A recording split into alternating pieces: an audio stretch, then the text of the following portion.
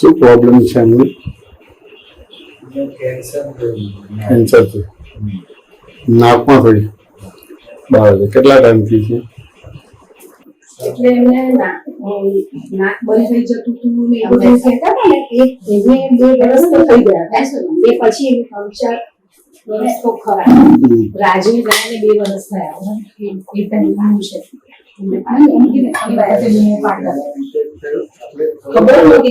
ખબર નથી પડતી. એમ કે પેલું શું કે નાક બંધ થઈ જાય છે બહાર જ સુતા હતા પહેલા તો બહાર ઓટલા ઉપર ખાટલો પાથરીને એવી રીતે પણ કે ઓટલા પર બેસી જાય 4 થાય 2 વાગે એવી રીતે થોડી વાર બેસી જાય તો નાક બંધ થઈ જાય ના એટલે આપણે કે બહાર સુઈ જાય છે એના લીધે કંઈક થયું હશે કે નાક બંધ થઈ જાય. પછી નાક કાન ગળાના સ્પેશિયાલિસ્ટ હોય એમને પણ બતાવ્યું છે વર્ષોથી અમે બતાવીએ છીએ તો બસ ટીપા આપ્યા અને બધું નોર્મલ એ લોકોની જે ટ્રીટમેન્ટ હોય બધી કરી તો એ થોડા દિવસ ફેર પડે પછી પાછું એવું પાછા બીજા ENT ને બતાવ્યું પણ પછી અહીંયા જ અમારા નજીકમાં છે એ જો જાતે દુકાનથી આવતા હશે ને તો કે આ છે અર્પિત શાહ એમને બતાવીએ તો કે ચલો ત્યાં જઈએ. એમને કીધું કે દાદા સીટી સ્કેન કરાવવું પડશે. સીટી સ્કેન કરાવીને એમાં ખ્યાલ આવ્યો કે એના ગાંઠ છે તમારી. અને એ આયુર્વેદિક ડોક્ટરને બી એકને બતાવ્યું હતું ને એમણે કીધું કે સાવ રાઈના દાણા જેટલી જ છે દાદા પણ તમને એટલું બધું નથી રાઈના દાણા જેટલું જ છે પણ રેગ્યુલર દવા ના થઈ એમાં વધી દવા ના થઈ પછી ખબર પડી કે આવી રીતે છે કેન્સર નું આવ્યું એટલે અમારા જમાઈ છે એવી ENT છે એને બધું કીધું એમને પછી શાલિન છે ને આ કેન્સર હોસ્પિટલ એમાં લઈ ગયા ને એમાં બસ કીમો લેવાનું કે કીમો લેવો પડશે કીમો લીધો પણ કીમો લીધા પછી બી જતા રહેતા હતા દુકાન તો જતા હતા કલાક 2 કલાક બેસીને પછી પાછા આવી જાય એમ એટલે એનું કામકાજ તો કરતા હતા ખાસા ટાઈમ સુધી. બરાબર છે. એક કીમો લીધા પછી સહન ના થયું અને મારા કાકાજી અહીંયા છે કાંકરિયા આગળ છે એ આયુર્વેદિક ડોક્ટર છે કે એવું ના હોય ને ઓછું છે તો આપણે એમનું કરીએ તો આયુર્વેદિક દવા ચાલુ કરી એ થોડા ટાઈમ ધીરે ધીરે દવા જાય શરીરમાં ફેરફાર તો થાય એટલે એ પણ સહન ના થયું એટલે એ બંધ કરી દીધું. પછી પાછું કીમો ઉપર આવ્યા.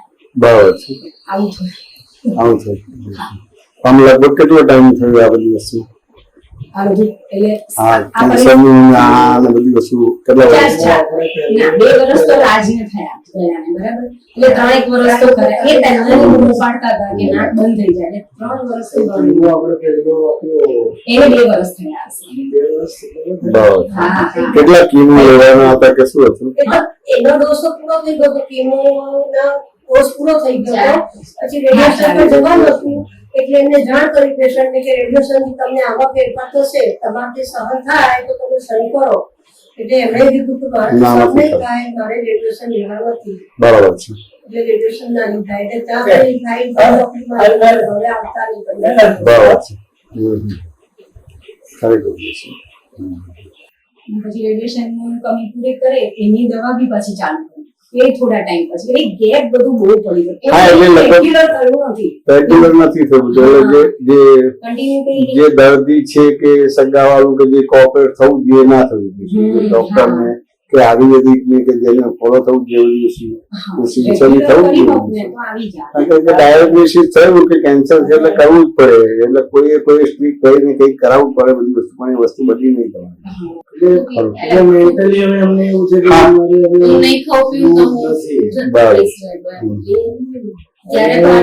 સ્વભાવ જે છે કેવો છે કે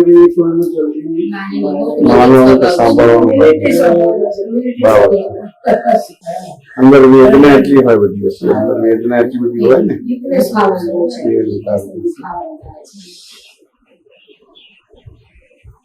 નાકમાં તો એટલે શ્વાસનો ભાગ પલો એ રહે કાનને પણ એ માથા બધા હા રસી આવે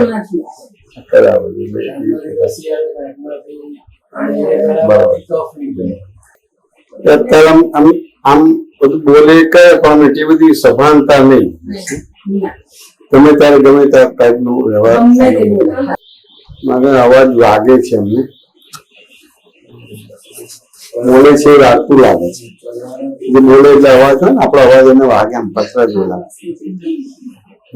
કારણ કે નાક કાન નાક આંખ તમારે થયું એટલે એ થાય તમારે કોઈ બી અવાજ હોય પણ વાગે તમારે. જો કોણ આવ્યું છે જુઓ તો.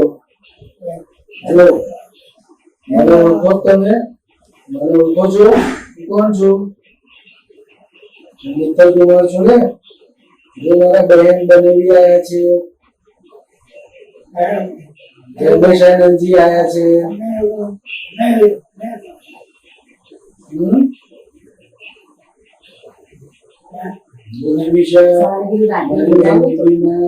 ચિરાગ કુમાર બધા આવ્યા છે તમારી ખબર જોવા. જન્મેશ આનંદજી તમારી જોડે વાત કરવા આવ્યા છે. તો તમને શું થાય છે એમ પૂછે છે. શું પ્રોબ્લેમ થાય છે તમને? આ બધી વસ્તુ થાય એટલે બ્લડ મગજમાં જે બધું જોઈએ પહોંચવું જોઈએ ના પહોંચે એટલે બદલાયા કરવાનું. નાકના ભાગમાં નહીં છે પણ શરીરના ભાગમાં પકડે તો દુખાવો કોઈ ઠેકાણે હારવાનું નહીં. અને એમને આમ કયા ભગવાનને માને એમ સામાન્ય રીતે હિંગળાજ માતાને માને. હા, જય શ્રી કૃષ્ણ બોલો. ઓમ નમઃ શિવાય નથી બોલતા. જય શ્રી કૃષ્ણ બોલે. હા, બોલે. જય શ્રી કૃષ્ણ બોલે.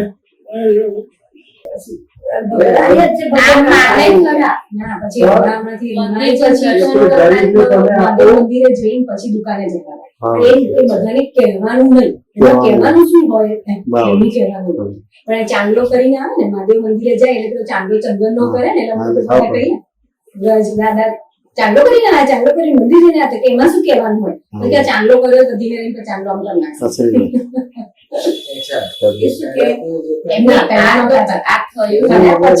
પછી જવા માંડ્યા જે આટલા વર્ષોમાં એ મંદિર ક્યારેય ગયા નથી. હા, જગન્નાથ મંદિર જાય કે એમને ઘઉંના કટ્ટા પર ડાયરેક્ટ આપી દે, અમને ખબર ના હોય એવી રીતે સેવા કરે. પછી મોમેડિયન એરિયામાં જરૂર ત્યાં બધાને આપી દે. બહુ સારું. દૂધના ગારા હતા પહેલા મોમેડિયન એરિયામાં, ત્યાં ફકીરોને ખવડાવવાના પૈસા આપી દે. એવી રીતે બધું સેવા કરે. પણ મંદિરે જવાનું, સ્પેશિયલ દર્શન કરવાનું, હાથ જોડવાનું એવું બધું નહીં. કે માનતા માનવાની કે આ કામ થઈ જાય તું આમ જઈશ એવું બધું ના. તો થયા પછી મંદિરે હા પછી જતા હતા. પછી જવાનું. પણ કેવું આમ દર્શન કરી લે નીકળી જાય. હા, પણ જતા એટલું થયા દરેક માતાજીની આરતી વગાડે સવારે વહેલા એ બધું કરતા પછી 5:30 પછી કરતા થયા પછી આરતી આપણે ચીતે ગુપ્તે રામ ભગત ને ચૂડી એટલે બધા તો એવા છો કે બરાબર છે. આ બધું જે બોલે છે મુખે રામ બગલ સુધી એટલે દૂધથી દાજેલા છે છાસ ને ફૂકે છે. આ બધી વસ્તુ થતી છે જે સમ્યક લેવું જોઈએ સમ્યક લેવાયું નથી. ધર્મ જે બધો થવો જોઈએ પણ તેની ત્યાં અધર્મ ની આરાધના થઈ જાય છે.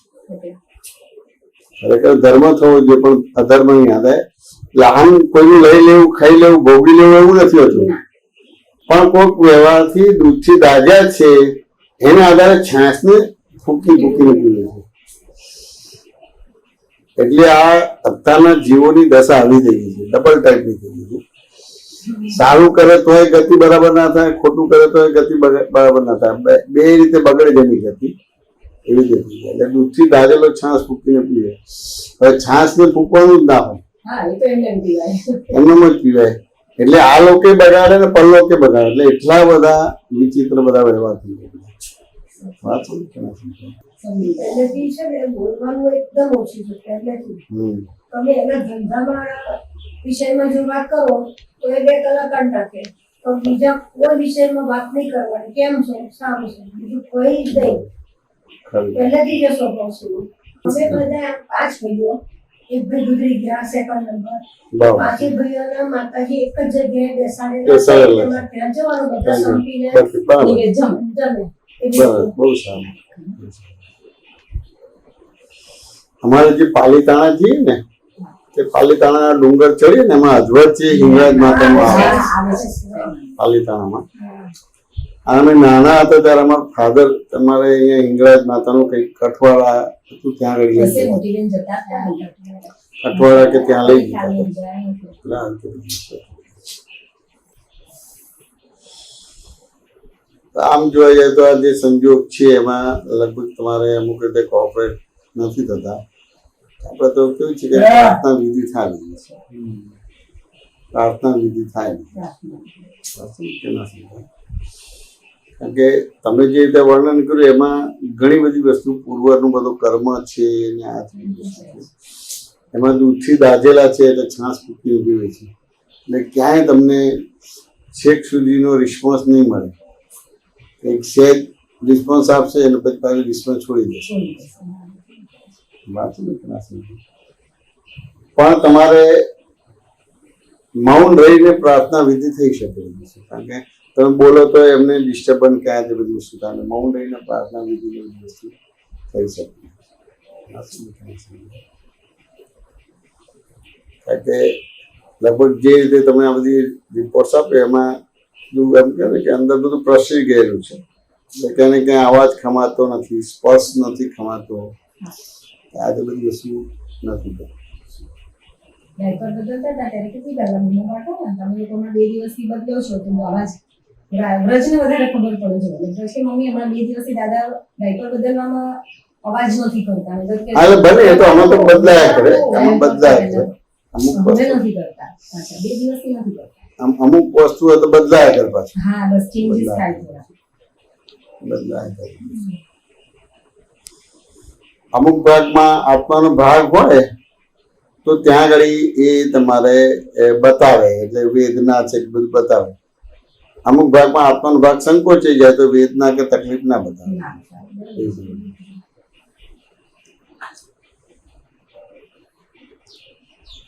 એટલે બદલાયા કરે આ બધી વસ્તુ. એટલે આમાં તો આવી રીતે વાત કરો છો એમાં તો પ્રાર્થના વિધિની બધી વસ્તુ સારી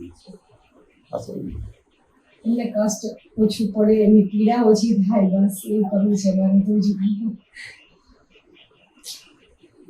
કે પીડા ઓછી થાય કે વધતા થાય એ આપણા હાથમાં નથી પાડતી.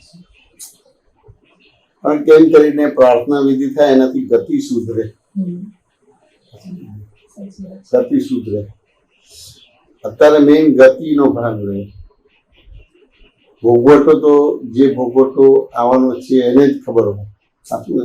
એવું ખરું આપણે જોઈ ના શકીએ. સાચું ના સમજીએ. તો નિયમ છે કે વેદના હોય પણ એની સાથે એને બળ પણ આપે. એ વેદના ભોગવવાની બળ પણ આપે. નિયમ હોય. ધારો કે તમારે નરકે જવાનું હોય તો પેલા શક્તિશાળી બનાવે પછી નરકે જવાનું થાય. નર્કમાં તમારે લાખ લાખ વર્ષના આયુષ્ય હોય અને નર્કમાં તમારે પેલા તલવાર હોય ને એમાં કાપે વેદના થાય પછી શરીર જોઈન્ટ થઈ જાય. પણ એટલી એનો પાવર હોય. પછી તમારે પેલું ધગધગતું તેલ એની અંદર નાખે તમારે અને તમે સીધા મરી ના જાય જીવતો રહે. એટલું બધું બળ મળે. કુદરત એવું બતાવવા માંગુ છું એનું બળ હોય જ. એટલે આપણે જોઈને ગભરાવાની જરૂર નથી.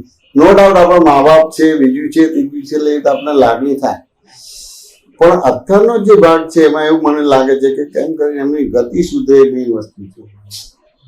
વાંચું ને હવે ગતિ સુધરે એમાં તમારું પ્રાર્થના વિધિ થાય. વાંચું ને પ્રાર્થના વિધિ થાય તમારી. એટલે આ તમારા ઘણા બધા ભાગમાં તમે વાત કરશો તો રિસ્પોન્સ આપે, ઘણામાં નહીં આપે. પણ ધારો કે તમે જે નજીકના છો એ નજીકના તમે દાદા ભગવાનનું વિજ્ઞાન સમજી લો અને એ સમજીને તમે એની વિધિ પ્રાર્થના કરો તો નિયમથી એની ગતિ સુધરે. એટલે ધારો કે જે કર્મ ને વેદના છે એમ થાય કે ડાઉન ગતિમાં જવાનો ભાગ થાય. તો એ ડાઉન ગતિમાં ના જાય પણ એમ થાય કે ફરતીથી એને મનુષ્ય અવતાર મળે તો બહુ મોટી વસ્તુ.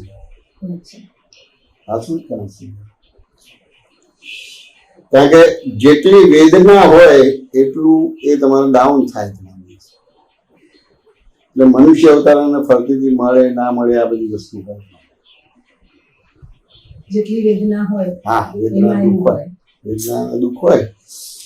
એટલે ઘણી વાર એવું આપણી મોટા વડીલો બધા હોય ને એની કહેવત હોય કે દુઃખ મને ગળપણમાં ના મળવું જોઈએ, સાચી વાત છે.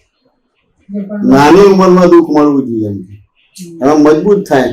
અને ગળપણમાં દુઃખ ના મળવું જોઈએ. જો ગળપણમાં દુઃખ મળે તો એનું મોત બગડે એવું સામાન્ય રીતે કે એટલા માટે જે સંસ્કાર છે કે કેળવણી છે વાંચો ને કે સમજી એ નાની ઉંમરમાં આપવાનું કહે છે. સાચી વાત છે.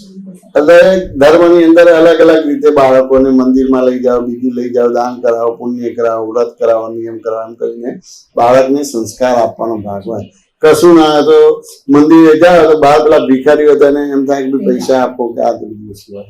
એટલે એ રીતે કરતા કરતા ધર્મમાં આગળ વધે બધું. એટલે એના આધાર ના થાય. પછી અમુક ઉંમર પછી 15, 17 કે 18 વર્ષની ઉંમર પછી તમારા આખું બદલાઈ જાય. પછી એનું પોતાનો અહંકાર ત્યાં વર્ક કરે, ત્યાં તમને સાંભળવાનો કે ગાંઠવાનો ભાગ ના બને. પણ ઘણી વાર એ નાની ઉંમરમાં તમને આપ્યું તો એને એ અમુક ઉંમર પછી પણ એને એ વસ્તુ જાગૃત કરે. મારે આવું કરવાનું હા, છે. જાગૃત થાય અને એ રીતે યુટર્ન લઈ શકે, સાચી એટલે પાછો ફરી શકે. ખરાબ રસ્તે બી ના ચડે કોઈ. હા, ના ચડી તો જાય પણ તમને તમને ખ્યાલ આવે એટલે તમે યુટર્ન લઈ લે એટલે પાછો પડે તમારે. કારણ કે અહંકાર તો એને અવળા માર્ગમાં જ થઈ જાય. એટલે 18-20 વર્ષની ઉંમર પછી પોતે પોતાના પ્રમાણે ચાલે, તમને ગાંઠે નહીં. વાંચો ને.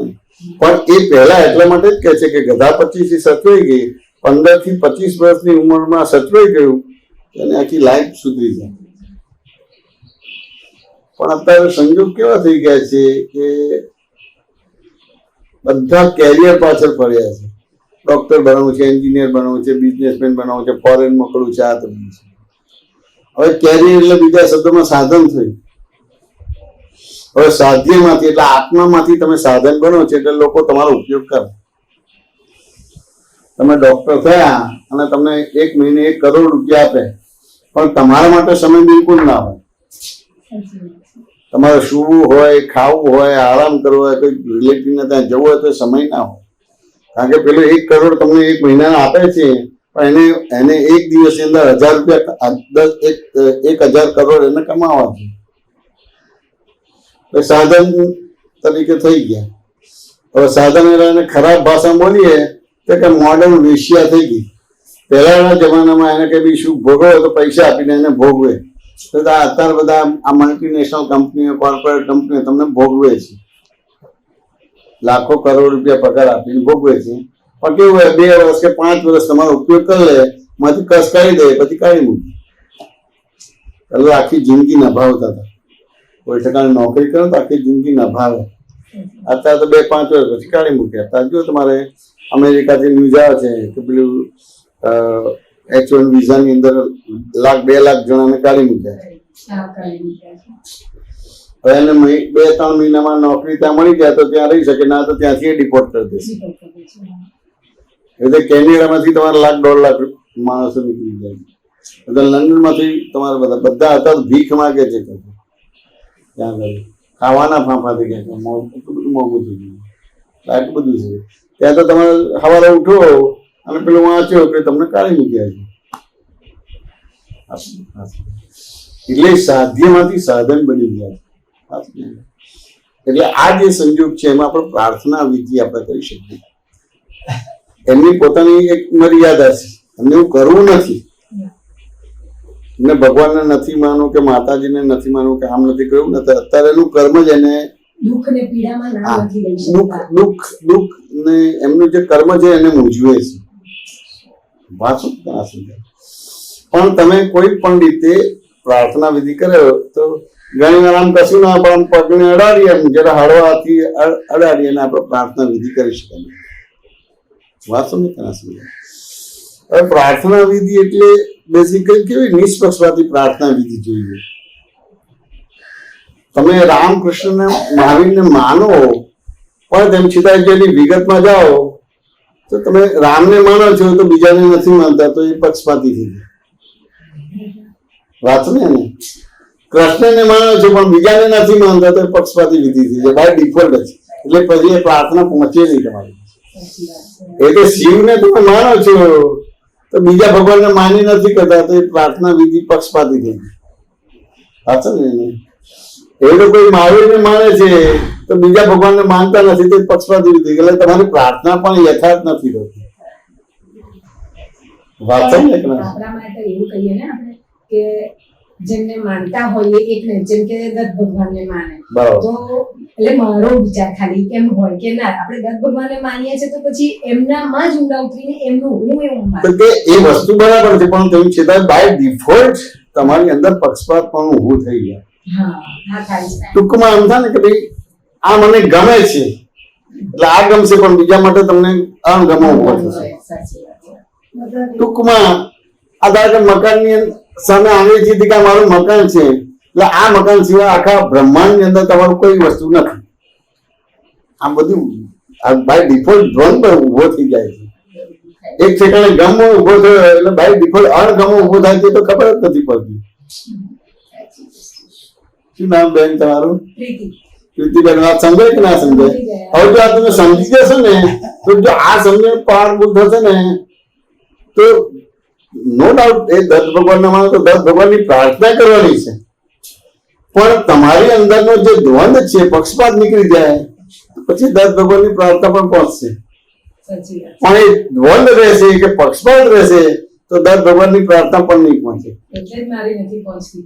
હું ચામુંડા માને માનું છું. અહીંયા અમારા કુળદેવી હિંગળાજમાં છે બરાબર છે. તો આવી જ રીતે તમારા છે તેમની પાસે અમે જઈએ ને હા તો એ દિવસ જાણે મારો જ હતો. બરાબર છે. એમને ક્ષેત્રપાળ દાદા કહીએ ને હા. એમનું વધારે એમને પવન આવે એવું કહીએ. હા, બરાબર. ખરું. હા.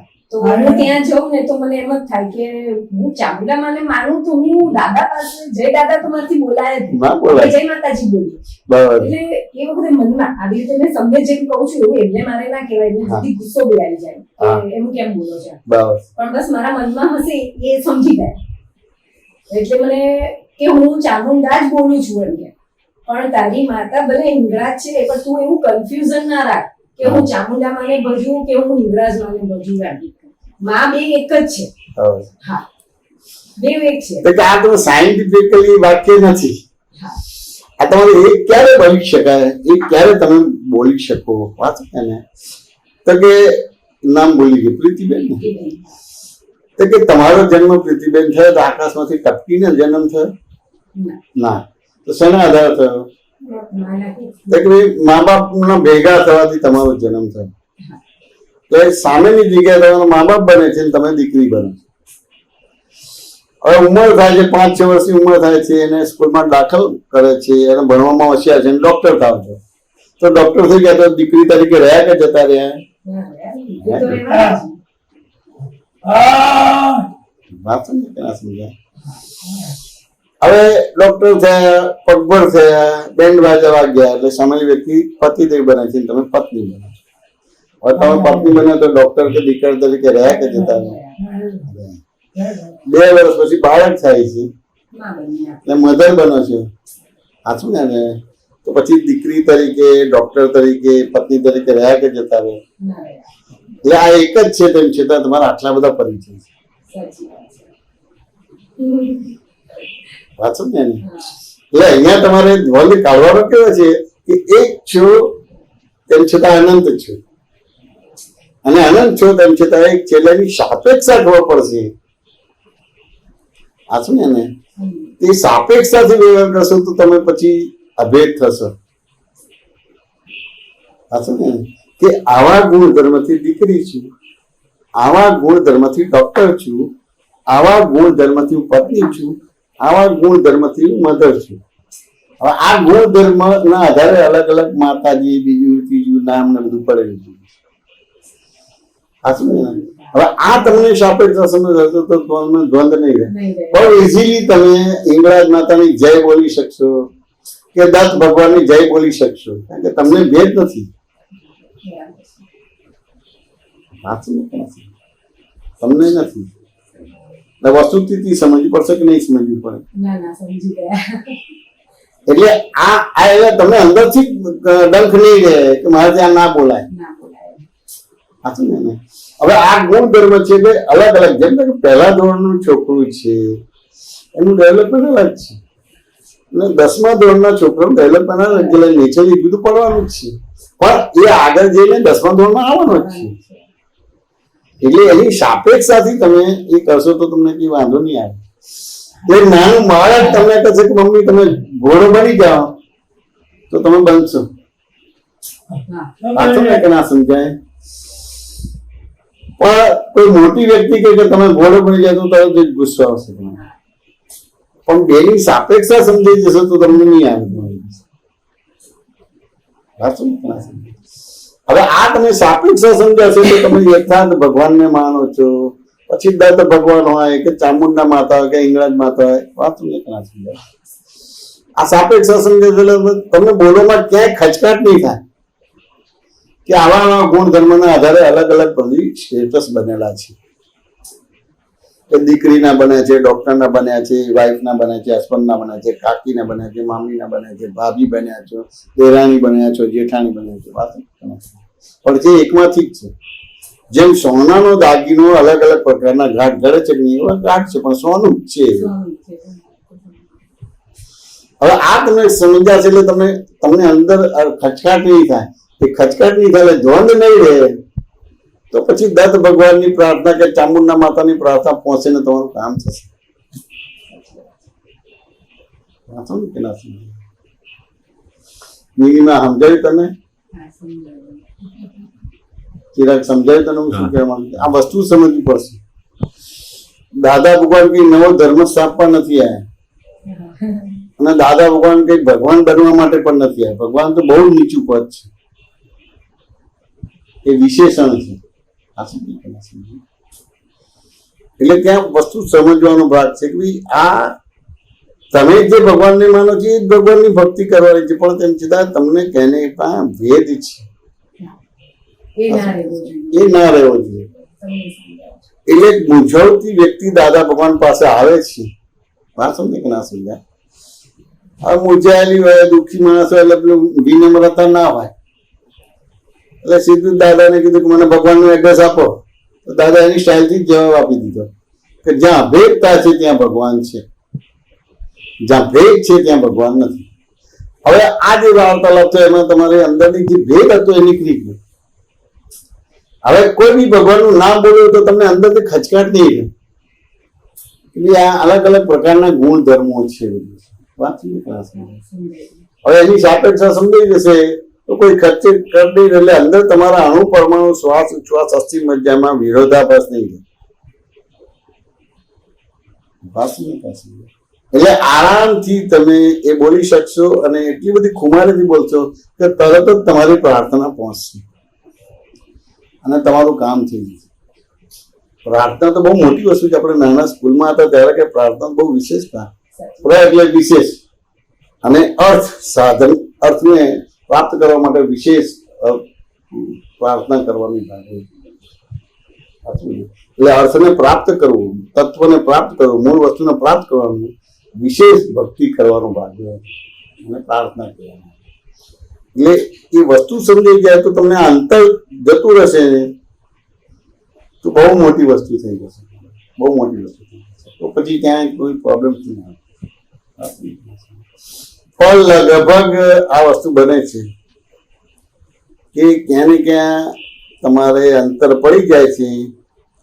એટલે ઘણી વાર કોઈ બીજો હોય અને કંઈક જય શ્રી કૃષ્ણ બોલવાના બદલે એમ થાય કે ભાઈ જય સ્વામિનારાયણ બોલે તો હાથ જોડાતા નથી, આમ જ ઉભા રહી જાય. અને મેં આ બધું જોયેલું છે.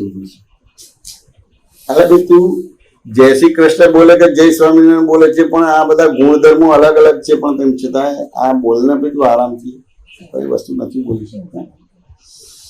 હવે આ બધા ભગવાનને ભેગા કરે તો એને ભેદ ના હોય, પણ ભગવાનને માનનારા બધાને ભેદ હોય.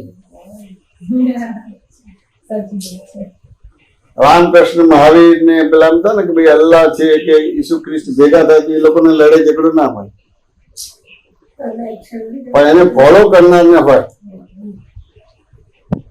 મેં ગઈકાલે જ તમારે પેલું કે લતીફ નું આવે છે પેલું ન્યૂઝમાં, ભાસ્કરમાં ન્યૂઝમાં આવે છે કે આમ આ લોકો હિન્દુ મુસલમાનના લડે ઝઘડા કરે છે. વાત સમજે કે ના સમજે? પણ એ દારૂનો ધંધો કરતો હતો, જુગારનો ધંધો કરતો હતો, વાત સમજે કે ના સમજે? તો ત્યાં બધા હિન્દુ મુસલમાન ભેગા થઈને દારૂનો ધંધો કરે છે. ત્યાં કોઈને ભેદ નથી. હું તો ચમકી ગયો. હા સમજે ને? और મુસલમાનમાં દારૂનો ધંધો ના કરાય, જુગાર ના રમાય. વાત સમજે કે ના સમજે? આ વસ્તુથી સમજવી પડે છે. એટલે દરેકે પોતપોતાનો સગવડીયો ધર્મ બનાવી દીધો છે. એટલે ત્યાં સગવડીયો ધર્મ ના કરતા દરઅસલ હોય કે કોઈ બી હોય તો તરત હાથ જોડાય. ભલે જય સ્વામિનારાયણ તો જય સ્વામિનારાયણ, જય શ્રી કૃષ્ણ તો જય શ્રી કૃષ્ણ, ઓમ નમઃ શિવાય તો ઓમ નમઃ શિવાય, પેલું કઈ કે જય જીનેન્દ્ર તો જય જીનેન્દ્ર, અલ્લાહ પેલું શું કે તમારે સલામ વાલેકુમ તો સલામ. એમાં ક્યાં વાંધો રહ્યો ભાઈ વસ્તુ? પણ એ વસ્તુ સમજાતી નથી, ત્યાં પ્રોબ્લેમ સાઈન થાય. દેખીને કરવા જાય કે આપણે ધર્મ કરીએ છીએ, પણ એટલો બધો અધર્મ થઈ જાય છે કે આખું મનુષ્ય જીવન હાથમાંથી જતું જાય. એટલે બહુ મોટી વસ્તુ કહેવાય. એટલે જે નો ડાઉટ પરિચયમાં દત્ત ભગવાન ને માનો છો એટલે એ જ આવે બધી વસ્તુ. બસ ને. પણ આપણી સમજણની અંદર એવું હોય કે દરેકના ગુણ ધર્મ છે એ રીતે અલગ અલગ ફેસીસ પડ્યા છે કે પહેલા ધોરણનું બાળકનું ડેવલપમેન્ટ આ હોય, બીજા ધોરણનું આ હોય, ત્રીજા ધોરણનું આમ હોય, 10મા ધોરણનું આમ હોય, 12મા ધોરણનું આ હોય, કોલેજ થયેલા તો એનું આ હોય, પીએચડી થયેલા તો એનું આ હોય. એની સાપેક્ષ સમજી છે તો તમારી અંદર જે છે એટલે તમારા અણુ પરમાણુ શ્વાસ ઉચ્છ્વાસ અસ્થિ મજ્જામાં જે ભેદ છે એ નીકળી જશે. જો ભેદ નીકળ્યો તો તમારી હાજરી એ જ પ્રાર્થના થઈ જશે. તમારી હાજરી જ પ્રાર્થના, કારણ કે તમારી અંદર દૈવી ગુણ ઉભો થઈ ગયો. દૈવી ગુણ ઉભો થઈ ગયો તમારી હાજરી એની પ્રાર્થના વિધિ થઈ. તમે જો ગરમીની અંદર પવન આવે તો કેટલી રાહત થાય કે ના થાય? અને ઠંડીની અંદર તમને ગરમી આવે તો કેટલી બધી રાહત થાય કે ના થાય? અને વરસાદ હોય એમાં તમને રેનકોટ છે કે છત્રી મળે તો રાહત થઈ જાય કે ના થઈ જાય? એટલે તમારી હાજરી જે પ્રાર્થના વિધિ થઈ જાય. પણ આવું ક્યાંય પાયામાં કોઈ મા બાપે કે કોઈ સાધુ ભગવંતે કે ગુરુએ આવું શીખવાડ્યું નથી. દરેકે ક્યાંને ક્યાં ભેદ પડાવી દીધા છે. ભેદ પડાવી દીધો. એ ભેદમાંથી આપણે બહાર નીકળવાનું. જો ભેદમાંથી બહાર નીકળો તો તમારી અંદર જ ઐશ્વર્ય ઊભું થશે. એ ઐશ્વર્ય જ એક પ્રકારની પ્રાર્થના જેવી હાજરી. એ હાજરી જ એક પ્રકારની પ્રાર્થના છે. બહુ મોટી વસ્તુ છે. એટલે દાદા ભગવાને જોયું કે દરેક પોતાના ઘરમાં જે છે પોતાનું જ ખાય છે અને તેમ છતાં જીવેલ પીધા જેવું મોડું. એટલે દુઃખી દુઃખી કેમ છે? તો કે જીવ માત્ર એ કરવાનો તો આત્મા અને પડી ગયા મતાર્થમાં. વાત સમજાય કે ના સમજાય? અને એ મતાર્થમાં પડે એટલે આત્મા હાથમાંથી જતો રહ્યો. હવે મતાર્થને આત્માર્થને નહીં સમજી શકો તો તમે ડ્રાઇવિંગ કરતા અને કોઈનો ફોન આવે અને 100 વાળો ફોન હોય અને એવી વાત કરે કે આમ થયું એટલે એકદમ શોક લાગે એટલે તમારો ડ્રાઇવિંગનો કંટ્રોલ જતો રહે અને એક્સિડન્ટ થાય કે ના થાય? એવી રીતે કરવાનો તો આત્માર્થમાં પડી ગયા મતાર્થમાં. વાંચો ને કે ના સમજાય? એટલે આખો આત્મા હાથમાંથી જતો રહે એટલે એક્સિડન્ટ થઈ ગયો. હવે આટલું જ કહ્યું છે તો તમે બહુ જ હાર્ટલી સિન્સિયરલી તમારા દત્ત ભગવાનની પ્રાર્થના કરી શકશો, હિંગળાજ માતાની પ્રાર્થના કરી શકો, ચામુંડા માતાની કરી શકો. એટલે સ્ટેજ હોય છે. વ્યવહારમાં તમે જુઓ કે અમુક પ્રકારના કામ લેવા તો પટાવાળાથી કામ થાય, અમુક પ્રકારના કામ લેવાના તો સાહેબથી કામ થાય. વાત ને કરે. અમુક પ્રકારના કામ હોય તો વકીલથી કામ થાય, અમુક પ્રકારના કામ કરવા હોય તો ચાર્ટર્ડ એકાઉન્ટન્ટથી કામ થાય, અમુક પ્રકારનું કામ કરવાનું હોય તો સિવિલ એન્જિનિયરથી થાય. વાત ને કે ના સમજે? વાત ને. હવે તમે ડોક્ટર બનો તો અજાનની દુકાને જશો ડોક્ટર બનવા માટે? ગુણધર્મ છે. આ સાયન્સ સમજી લો એટલે આપણું મનુષ્ય જીવન સાર્થક થઈ જાય. તો આ મનુષ્ય જીવન સાર્થક એટલે તમારી અંદર જે ભેદ છે, અંતર છે એ નીકળી ગયો. તમે પોતે તમારી હાજરી જે મોટા મોટી પ્રાર્થના વિધિ થઈ જશે.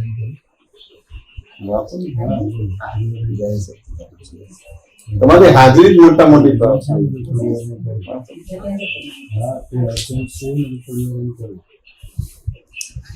એટલે હું એ વિધિ બોલાવું છું, પછી એનો અર્થ ને બધું સમજાવું છું. હાથ ને કરશો બોલજો. નમો વિતરાગાય, નમો અરિહંતાણમ, નમો સિદ્ધાણમ, નમો આયરિયામ, નમો વજ્જાયામ, નમો લોહી સવસાવણમ, એસો પંચનમુક્કારો, સર્વપાવપણાસનમ, મંગલાણમ ચ સૌવેસી, પરમં હવૈ મંગલમ. ઓમ નમો ભગવતે વાસુદેવાય, ઓમ નમઃ શિવાય, જય સચ્ચિદાનંદ. આ દાદા ભગવાને એમના જ્ઞાનમાં જોયું કે જીવ માત્ર એ કરવાનો તો આત્માર્થને પડી ગયા મતાર્થી. જોયું કે પહેલા આ મંત્ર સાથે જ હતો, પણ કાળક્રમે એ બધું ટુકડા થઈ ગયા. એને આપણે કોઈ દાખલાથી સમજવું હોય તો કે ઘરમાં એક વડીલ હોય, એ જીવતા હોય તો બધું કુટુંબ પરિવાર સાથે હોય. હવે એક્સપાયર થઈ જાય, એના 4 છોકરા હોય, એટલે 100 વીઘા જમીન હોય તો 25-25 વીઘાનું વિભાજન થઈ જાય કે ના થઈ જાય? હવે 100 વીઘામાં આપણે ખેતી કરીએ તો પાક વધારે આવે કે બધું વિભાજન થઈ જાય એમાં પાક વધારે આવે? 100 વીઘામાં વધારે આવે.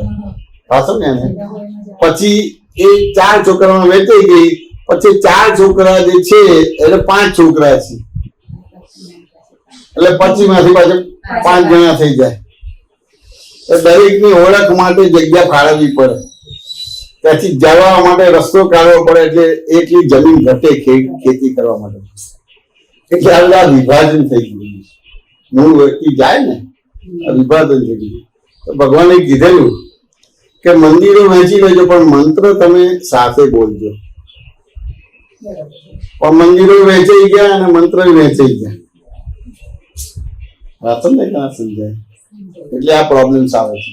જે દુઃખો છે, પ્રોબ્લેમ છે, રોગો છે, ભવરોગ છે, ક્રોનિક રોગો છે, એ બધા આનાથી થાય છે. સાચું ને? અને કેટલું બધું ક્રોનિક રોગો એટલે તો કેવી આખી પ્રજ્ઞા દોષ કહેવામાં આવે છે. આજે આ ક્રોનિક રોગ કહેવાય, એને પ્રજ્ઞા દોષ થાય. પ્રજ્ઞા દોષને સમજવું પડશે. અપ્રજ્ઞા દોષને સમજવાનું હોય તો એને સાયન્ટિફિકલી સમજવાનું હોય. તો કે પ્રીતિબેન, પેલા રોગ છે કે ભય છે? ના, હું તમને પ્રશ્ન કરું છું, તમે જવાબ આપો. તમે પ્રશ્ન ના કરો, મને જવાબ આપો. પેલા રોગ છે કે ભય છે? શું કહો છો? પેલા રોગ છે કે ભય છે? બરાબર છે. ફોર એક્ઝામ્પલ છે ને આધારે ભય છે ને રોગ પછી છે? વિચાર આવે કે આવું એમ એકદમ ડર લાગે કે આવું થશે કે મારી જોડે એમ. બરાબર. એ ભય કહું છું. તમે જવાબ આપો કે પેલા રોગ છે શેના આધારે? ફોર એક્ઝામ્પલ દાખલો આપી સમજો. શરીરમાં આપણને રોગ આવે એમ પછી જ આપણને એમ લાગે કે આ રોગ મને ભય પછી ડર આવે કે ભાઈ હવે આ રોગ મને મટશે કે નહીં મટે, એના માટે. તો કે શામાં તો 2 જવાબ આવ્યા કે તમે રોગ કીધો એટલે એમને ડર કીધો. વાતો ને, તમને શું લાગે છે? રોગ પહેલા છે કે ભય પહેલા છે? આપણે પરીક્ષામાં પાસ જ છે. રોગ થાય અને એનો ભય બી થાય અને ભયથી બી તમારો રોગ થાય. ફોર એક્ઝામ્પલ બહુ સરસ જવાબ આપ્યો, બહુ સરસ આપ્યો કે રોગ થાય એનાથી ભય ઉભો થાય, ભય થાય એનાથી પણ આપણે ભય આવ્યો કે ભાઈ આવું છે તો કદાચ એ પ્રમાણે પાછું થાય જ છે. આપણે જે વિચાર કરીએ છીએ એ પ્રમાણે કદાચ થાય છે એવું આમ લાગે કે જે આપણે વિચારીએ થતું હોય પછી. બરાબર. એ સારું ખોટું બી માણસે બદલાવાનું છે. બધા મારા માટે જે સારું છે એ કદાચ બીજા માટે નથી સારું. બરાબર. બીજા માટે જે સારું છે મારા માટે નથી સારું. એટલે એ વસ્તુ તો કે સામાન્ય રીતે પહેલા ભય હોય પછી રોગ હોય. આપણે ભગવદ ગીતાની અંદર કીધું કે પર ધર્મ ભયાવહ મામેકમ શરણમ વ્રજ, પર ધર્મ ભય પમાડનારો છે, માટે તું મારા શરણે આવી જા. હવે આપણે બધા પર ધર્મ કોને માન્યો? કે કૃષ્ણ ભગવાને વૈષ્ણવ ધર્મની સ્થાપના કરી છે. વૈષ્ણવ ધર્મ સ્વધર્મ છે અને બાકીના બધા પર ધર્મ. તો ભગવાનની આટલી બધી નીચી સમજણ હશે? લડાઈ મારવાની સમજણ હશે? શું કહો છો? ના ભાઈ, પણ આપણે એવું માની લીધું કે કૃષ્ણ ભગવાન વૈષ્ણવ ધર્મ માન્યો એટલે એ સ્વધર્મ છે ને બાકીના પર ધર્મ છે. ખરેખર ભગવાન એવું નથી કહેવા માંગતું. ભગવાન શું કહેવા માંગે છે કે ઇન્દ્રિયોના ધર્મને તું તારો ધર્મ ના માનતો. તો કે ઇન્દ્રિયોના ધર્મને મારો ધર્મ ના માનો એટલે શું કહેવા માંગુ છું? તો જો સાયન્ટિફિકલી ગ્રામેટિકલી વાક્ય જોઈએ આપણે તો એ સાચું છે કે ખોટું છે ખબર પડે આપણને. તે આ જોવે છે કે તમે જોવો છો? પણ બોલીએ છે શું? હું જોઉં છું. વાત સમજાય કે ના સમજાય? એ રીતે હાથ કામ કરે છે કે તમે કામ કરો છો? અને કહે છે શું કે હું કામ કરું છું.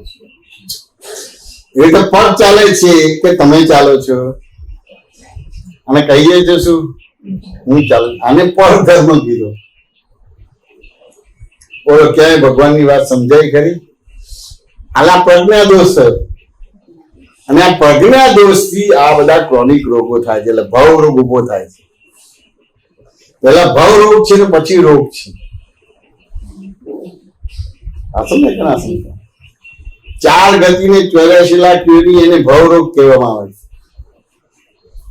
અને 4 ગતિમાંથી નીકળી જાય અને 84 લાખ યોનીમાંથી નીકળી જાય એ ભવ રોગમાંથી મુક્ત થાય પછી શારીરિક રોગમાંથી મુક્ત. અત્યારે આપણા વ્યવહારો એવા છે આ સમય ને એક કર્મની નિદ્રા નથી કરતા ને એમાંથી બીજા અનંત કર્મોનું બંધ પાડી દઈએ એટલે ભાવ ઉભા કરી દઈએ.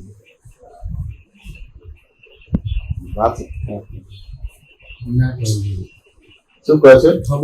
ના પડે કે સામાન્ય રીતે તમને સુખ ગમે કે દુઃખ ગમે? સુખ ગમે. પછી ટેમ્પરરી ગમે કે પરમેનન્ટ ગમે? પરમેનન્ટ ગમે. હવે સુખ બધાને ગમે પાછું પરમેનન્ટ ગમે. વાત તમને ક્યાં સમજાય? તો આ જગતમાં સુખનું પ્રમાણ વધારે છે કે દુઃખનું પ્રમાણ વધારે છે? તો જો બધાને સુખ ગમે છે પછી પરમેનન્ટ ગમે છે અને દુઃખનું પ્રમાણ વધારે છે, બોલો શું એનું કારણ હશે? બધાને દુઃખ ગમે છે. કીડીને પકડવા જશો તો આમથી નીકળી જશે તમારે. ગમતું નથી, બંધનમાં આવું ગમતું નથી, દુઃખ છે. બધા જીવ માત્ર સુખ ગમે છે અને પરમેનન્ટ ગમે છે, તેમ છતાં દુઃખનું પ્રમાણ વધારે છે, સુખનું પ્રમાણ. આ પ્રજ્ઞા દોષ થઈ ગયો, બહિર્મુખ દ્રષ્ટિ થઈ ગઈ. તમારા મન વચનકારથી કોઈને દુઃખ આપે તો કશું અસર નથી થતી, પણ કોઈ તમને દુઃખ આપે છે તો અસર થાય. તમે વિશ્વાસઘાત કરો છો તો તમને કશું નથી થતું, પણ કોઈ તમારી જોડે વિશ્વાસઘાત છે તો તમારો આનંદ જતો રહે છે. તમે જીવનમાં ચોરી નથી કરી, જૂઠું નથી બોલ્યા અને કોઈ તમને ચોર કહે છે તો આનંદ જતો રહે. ચલો આનંદ જતો રહે, વાંધો નહીં, પણ દુઃખ પણ લાગે છે. ચલો દુઃખ લાગે પણ એક્શન નું રિએક્શન પણ થાય છે. બહિર્મુખ દ્રષ્ટિ થઈ ગઈ, પ્રજ્ઞા દોષ થયો, ભાવરોગ ઉભો થઈ ગયો. શું નામ ભૂલી ગયો? મિત્તલ. મિત્તલ. બરાબર. વાત સમજાય કે ના સમજાય? એક કર્મની નિજે નથી થતી એટલે પાછળ બીજા અનંત કર્મો બંધ પડી જાય છે. આપણે દગો ફટકો કરીએ છીએ તો આપણું પેટનું પાણી આવતું નથી, પણ કોઈ આપણી જોડે દગો ફટકો કરે છે તો વેર બંધ થઈ જાય છે. મને બતાવો કે તમારી લાઈફમાં કોઈ કર્મની નિજરા કરી હોય? નિજરા નથી કરી, ચાર્જ કરો છો. કોઈ ઠેકાણે મન વચન કાયા ન બગડે એવું મને કહો. તમારા મન વચન ક્રિયાથી મિત્તલભાઈ તમને દુઃખ થાય કે ના થાય? તમારા મન વચન ક્રિયાથી તમને દુઃખ થાય કે ના થાય? થાય, ક્યારેક થાય, તમારા મન વચન ક્રિયાથી બીજાને દુઃખ થાય કે ના થાય? બીજાને બી થાય, બીજાના મન વચન ક્રિયાથી તમને દુઃખ થાય કે ના થાય? એ બી થાય. કેટલા દોષો તમે તમારે જોઈ શકશો? આટલો દાખલો પૂછ્યો, પ્રશ્ન કર્યો, એમાં તમે હવે તમારી ભૂલ કેટલી જોઈશો? દોષ કેટલા જોશો? હવે કર્મની નિજરા થાય છે કે નવા કર્મ બંધ પડે છે?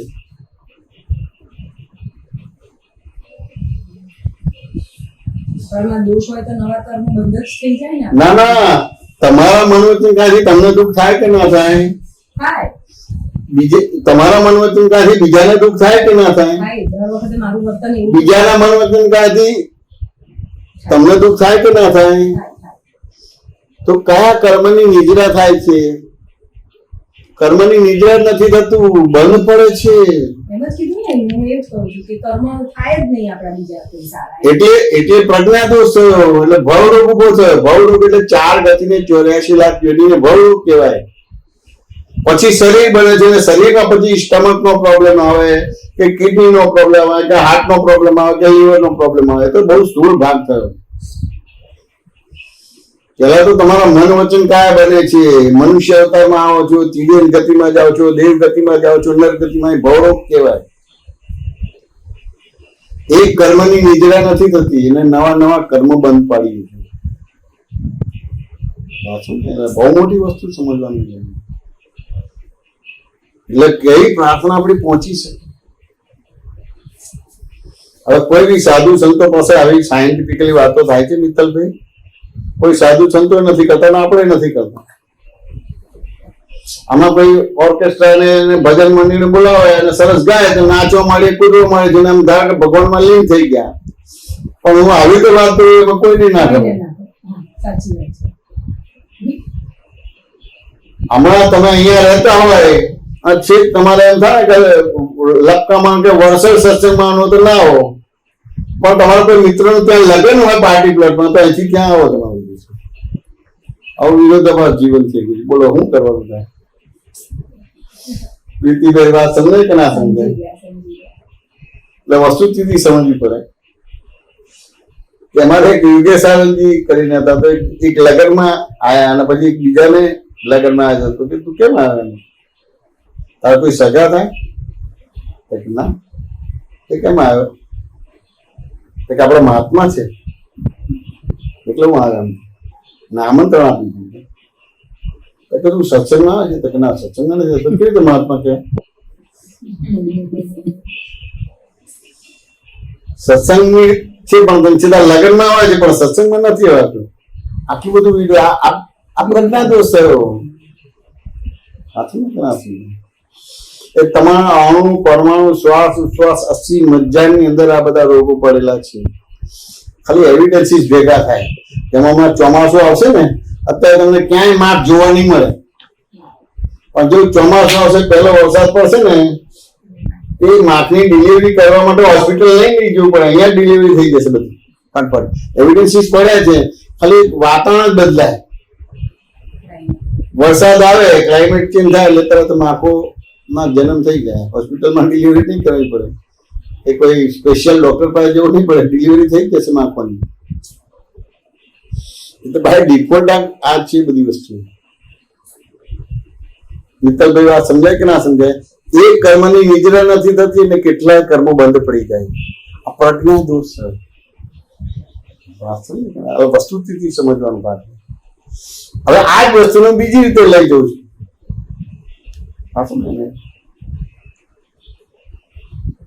કે સામાન્ય તો મિત્તલભાઈ આપણને તાવ આવે તો કેવી રીતે ખબર પડે? થર્મોમીટર થી આપણને ખબર પડે. ગરમ શરીર લાગે એનાથી ખબર પડે, પણ જયારે આપણે વધારે એક્યુરેટ થવું હોય તો થર્મોમીટર થી આપણને એક્યુરેટ મળે. પેલું શરીરમાં આપણે હાથ હવારે તો એમ ગરમી છે, પણ કેટલો તાવ છે ખબર ના પડે. એટલે થર્મોમીટર થી આપણને પરફેક્ટ ખબર પડે. હવે 104-5 ડિગ્રી તાવ હોય, પ્રીતિબેન વાત સમજે કે ના સમજાય? તો પહેલી વાર થર્મોમીટરમાં બતાવો તો માનો કે બીજી વાર પણ ચેક કરો. એક વારમાં માની તો જઈએ. તો કે સામાન્ય રીતે ના માને, અત્યારના જીવ હોય ના માને, કળિયુગ એ બીજી વાર ચેક કરો, સંતોષ શંકાશીલ ચેક પાછું ને એટલે બીજી વાર ચેક કરે. એટલે બીજી વાર મળ્યા પછી બીજી વાર પણ આવું જ આવે તો માનો કે પેલું કબાટમાંથી 9 થર્મોમીટર કાઢીને ચેક કરો. તો કે એ ત્રીજું પેલું કબાટમાંથી 9 થર્મોમીટર કાઢીને ચેક પણ કરો. તો ત્રીજામાં પણ આવું આવે એટલે માનો તો કે ના પડોશમાંથી થર્મોમીટર લાગે, બધું આપણે એવું હશે પણ બાકી વાળાનું એવું નહીં હોય, એટલે પડોશમાંથી લેવા જોઈએ. હવે ચારે બાજુથી તપાસ કરીને તમારે 104 ડિગ્રી 5 ડિગ્રી ટેમ્પરેચર બતાવે છે, એટલે પછી માનો કે પછી ના માનો, પછી માનીએ. વાત સમજ્યા ને? એ રીતે કોઈ પણ પ્રકારનો રોગ થયો છે, ડાયાબિટીસ થયો છે કે ટીબી થયો છે કે કેન્સર થયું છે, તો કયો રિપોર્ટ કરાવો તો એનાથી ખબર પડે, તો કે પેથોલોજી રિપોર્ટ કરાવો તો ખબર પડે. હવે પેથોલોજી રિપોર્ટ કરાવે ને પહેલો રિપોર્ટ આવે તો માનો કે પછી તમે બીજે પણ તપાસ કરાવો, મોટો રોગ હોય તો બીજે કરાવીએ. એટલે ધારો કે ઉત્તરમાં આપણે ટેસ્ટ કરાવ્યું એટલે હવે આપણે દક્ષિણમાં કરાવીએ.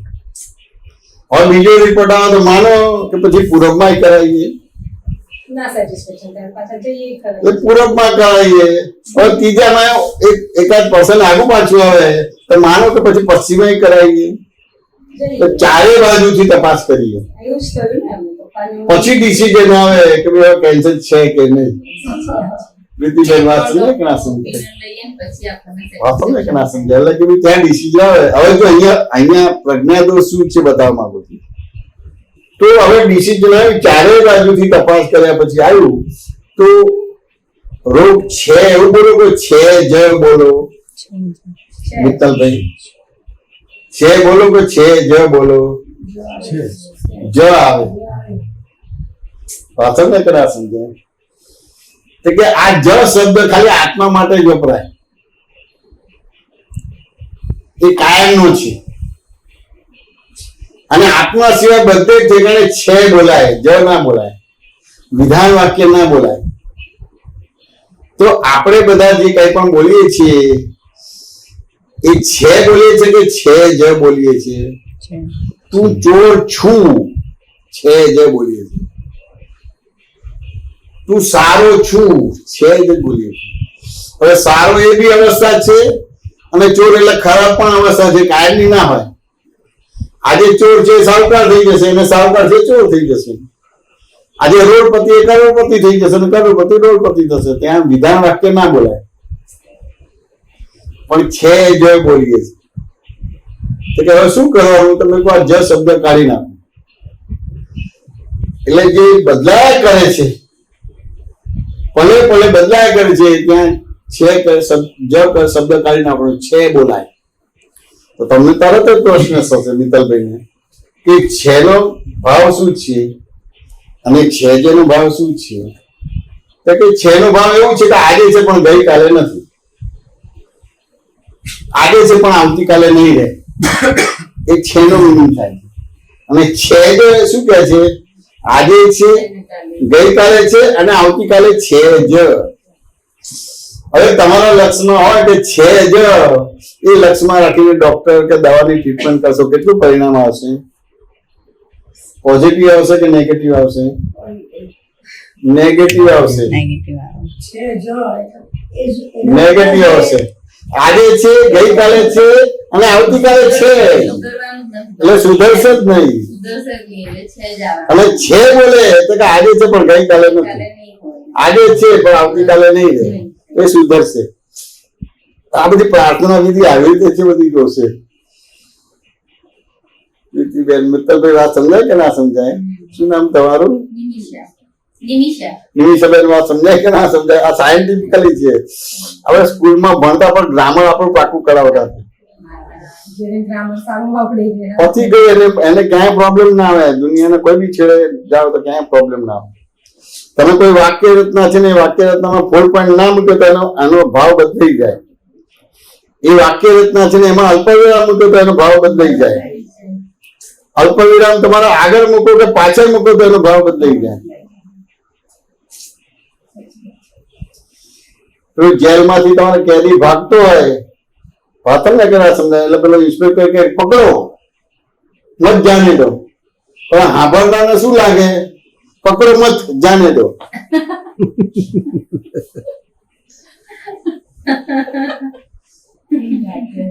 સમજાય કે ના સમજાય?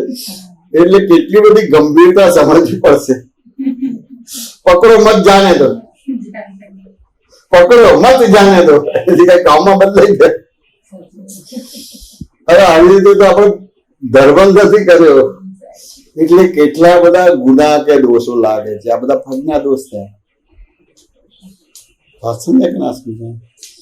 હવે આ બધી વસ્તુ સમજાય અને આ પ્રજ્ઞા દોષમાંથી બહાર નીકળો અને આજે તમારા અંતર કે ભેદ નીકળી જાય તો તમારું પોતાનું જે હાજરી છે ને એ જ મોટા મોટી પ્રાર્થના થઈ જાય. એ જ મોટા મોટી પ્રાર્થના થઈ જાય. નિમિષાબેન વાત સમજાય કે ના સમજાય? શું નામ તમારું? કૈલાસબેન. કૈલાસબેન વાત સમજાય કે ના સમજાય? આ તો નિમિત્ત આ છે પણ તમારી જોડે વાતો થાય છે. સારું ને અમને થાય કે આ બીજી રીતે છે પણ તમે સીધા જીવ સરળ છે કે ક્યાંય કોઈનું કશું કર્યું નથી, ખરાબ કર્યું નથી. તો જો અત્યારે આ વાતાવરણ મળે છે સાચું ને, અત્યારે હોય અવાજ ના ખમાય. અમે લોકો નાના હતા તો પોળમાં ક્રિકેટ રમતા હતા ને તો અમારાથી 1000 ફૂટ દૂર હોય અમે ચોખ્ખામાં રમીએ તો એને અવાજ અમારો ના ખમાય. હવે 1000 ફૂટ હોય એમાં અવાજ અમારો કેટલો ત્યાં પહોંચે? 5-7 છોકરાઓ ક્રિકેટ રમતા હોય તેમ છતાં એને અવાજ નતો ખમાતો. લડવા આવે તમારે બોલાવા કેમનું કરવાનું?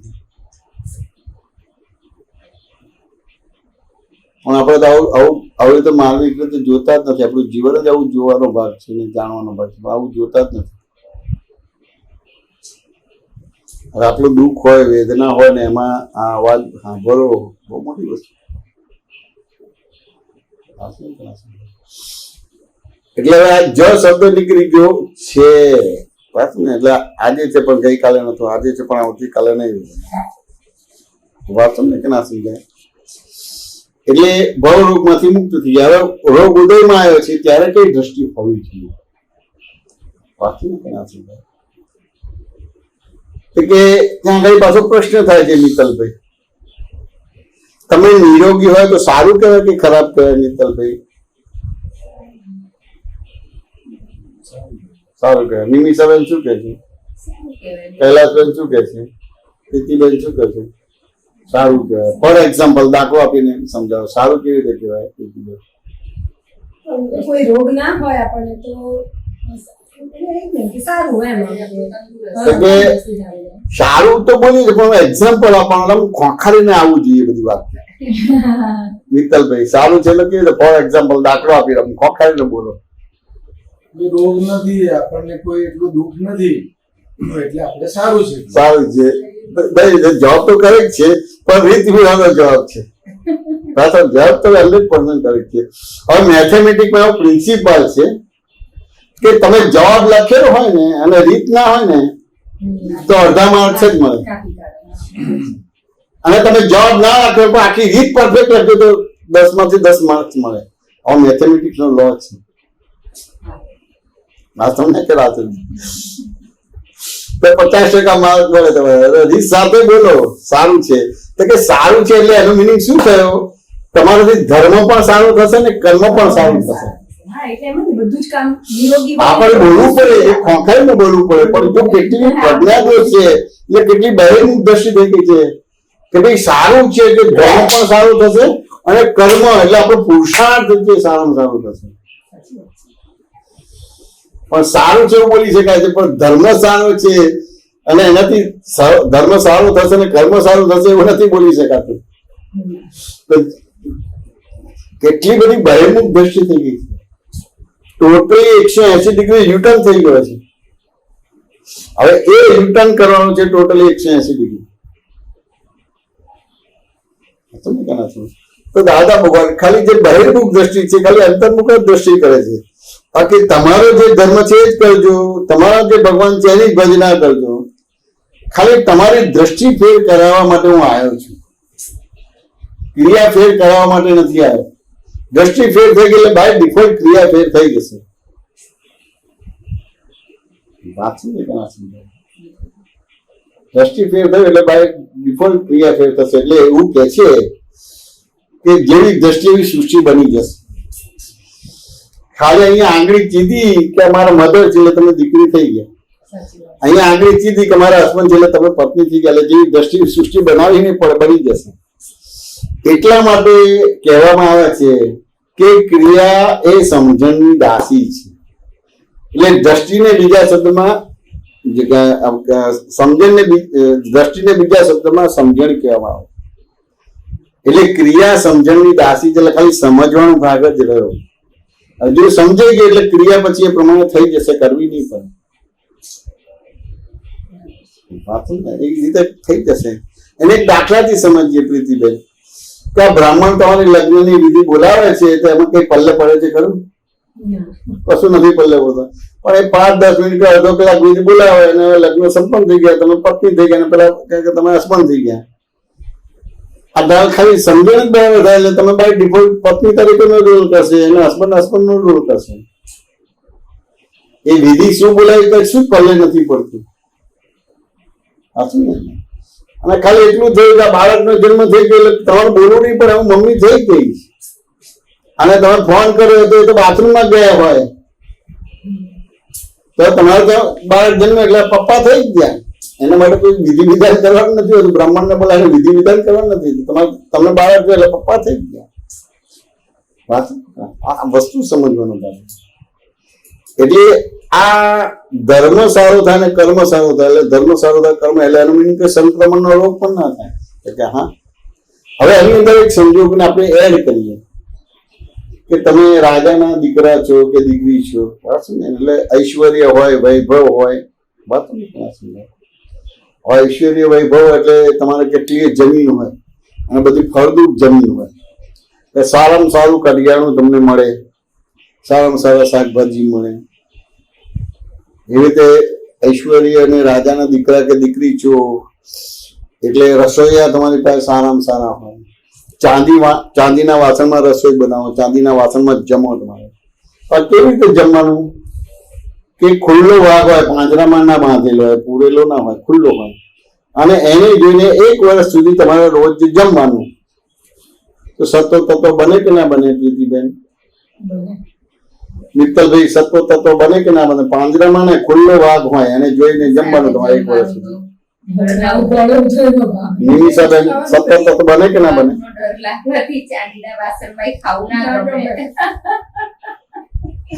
સમજાય કે ના સમજાય?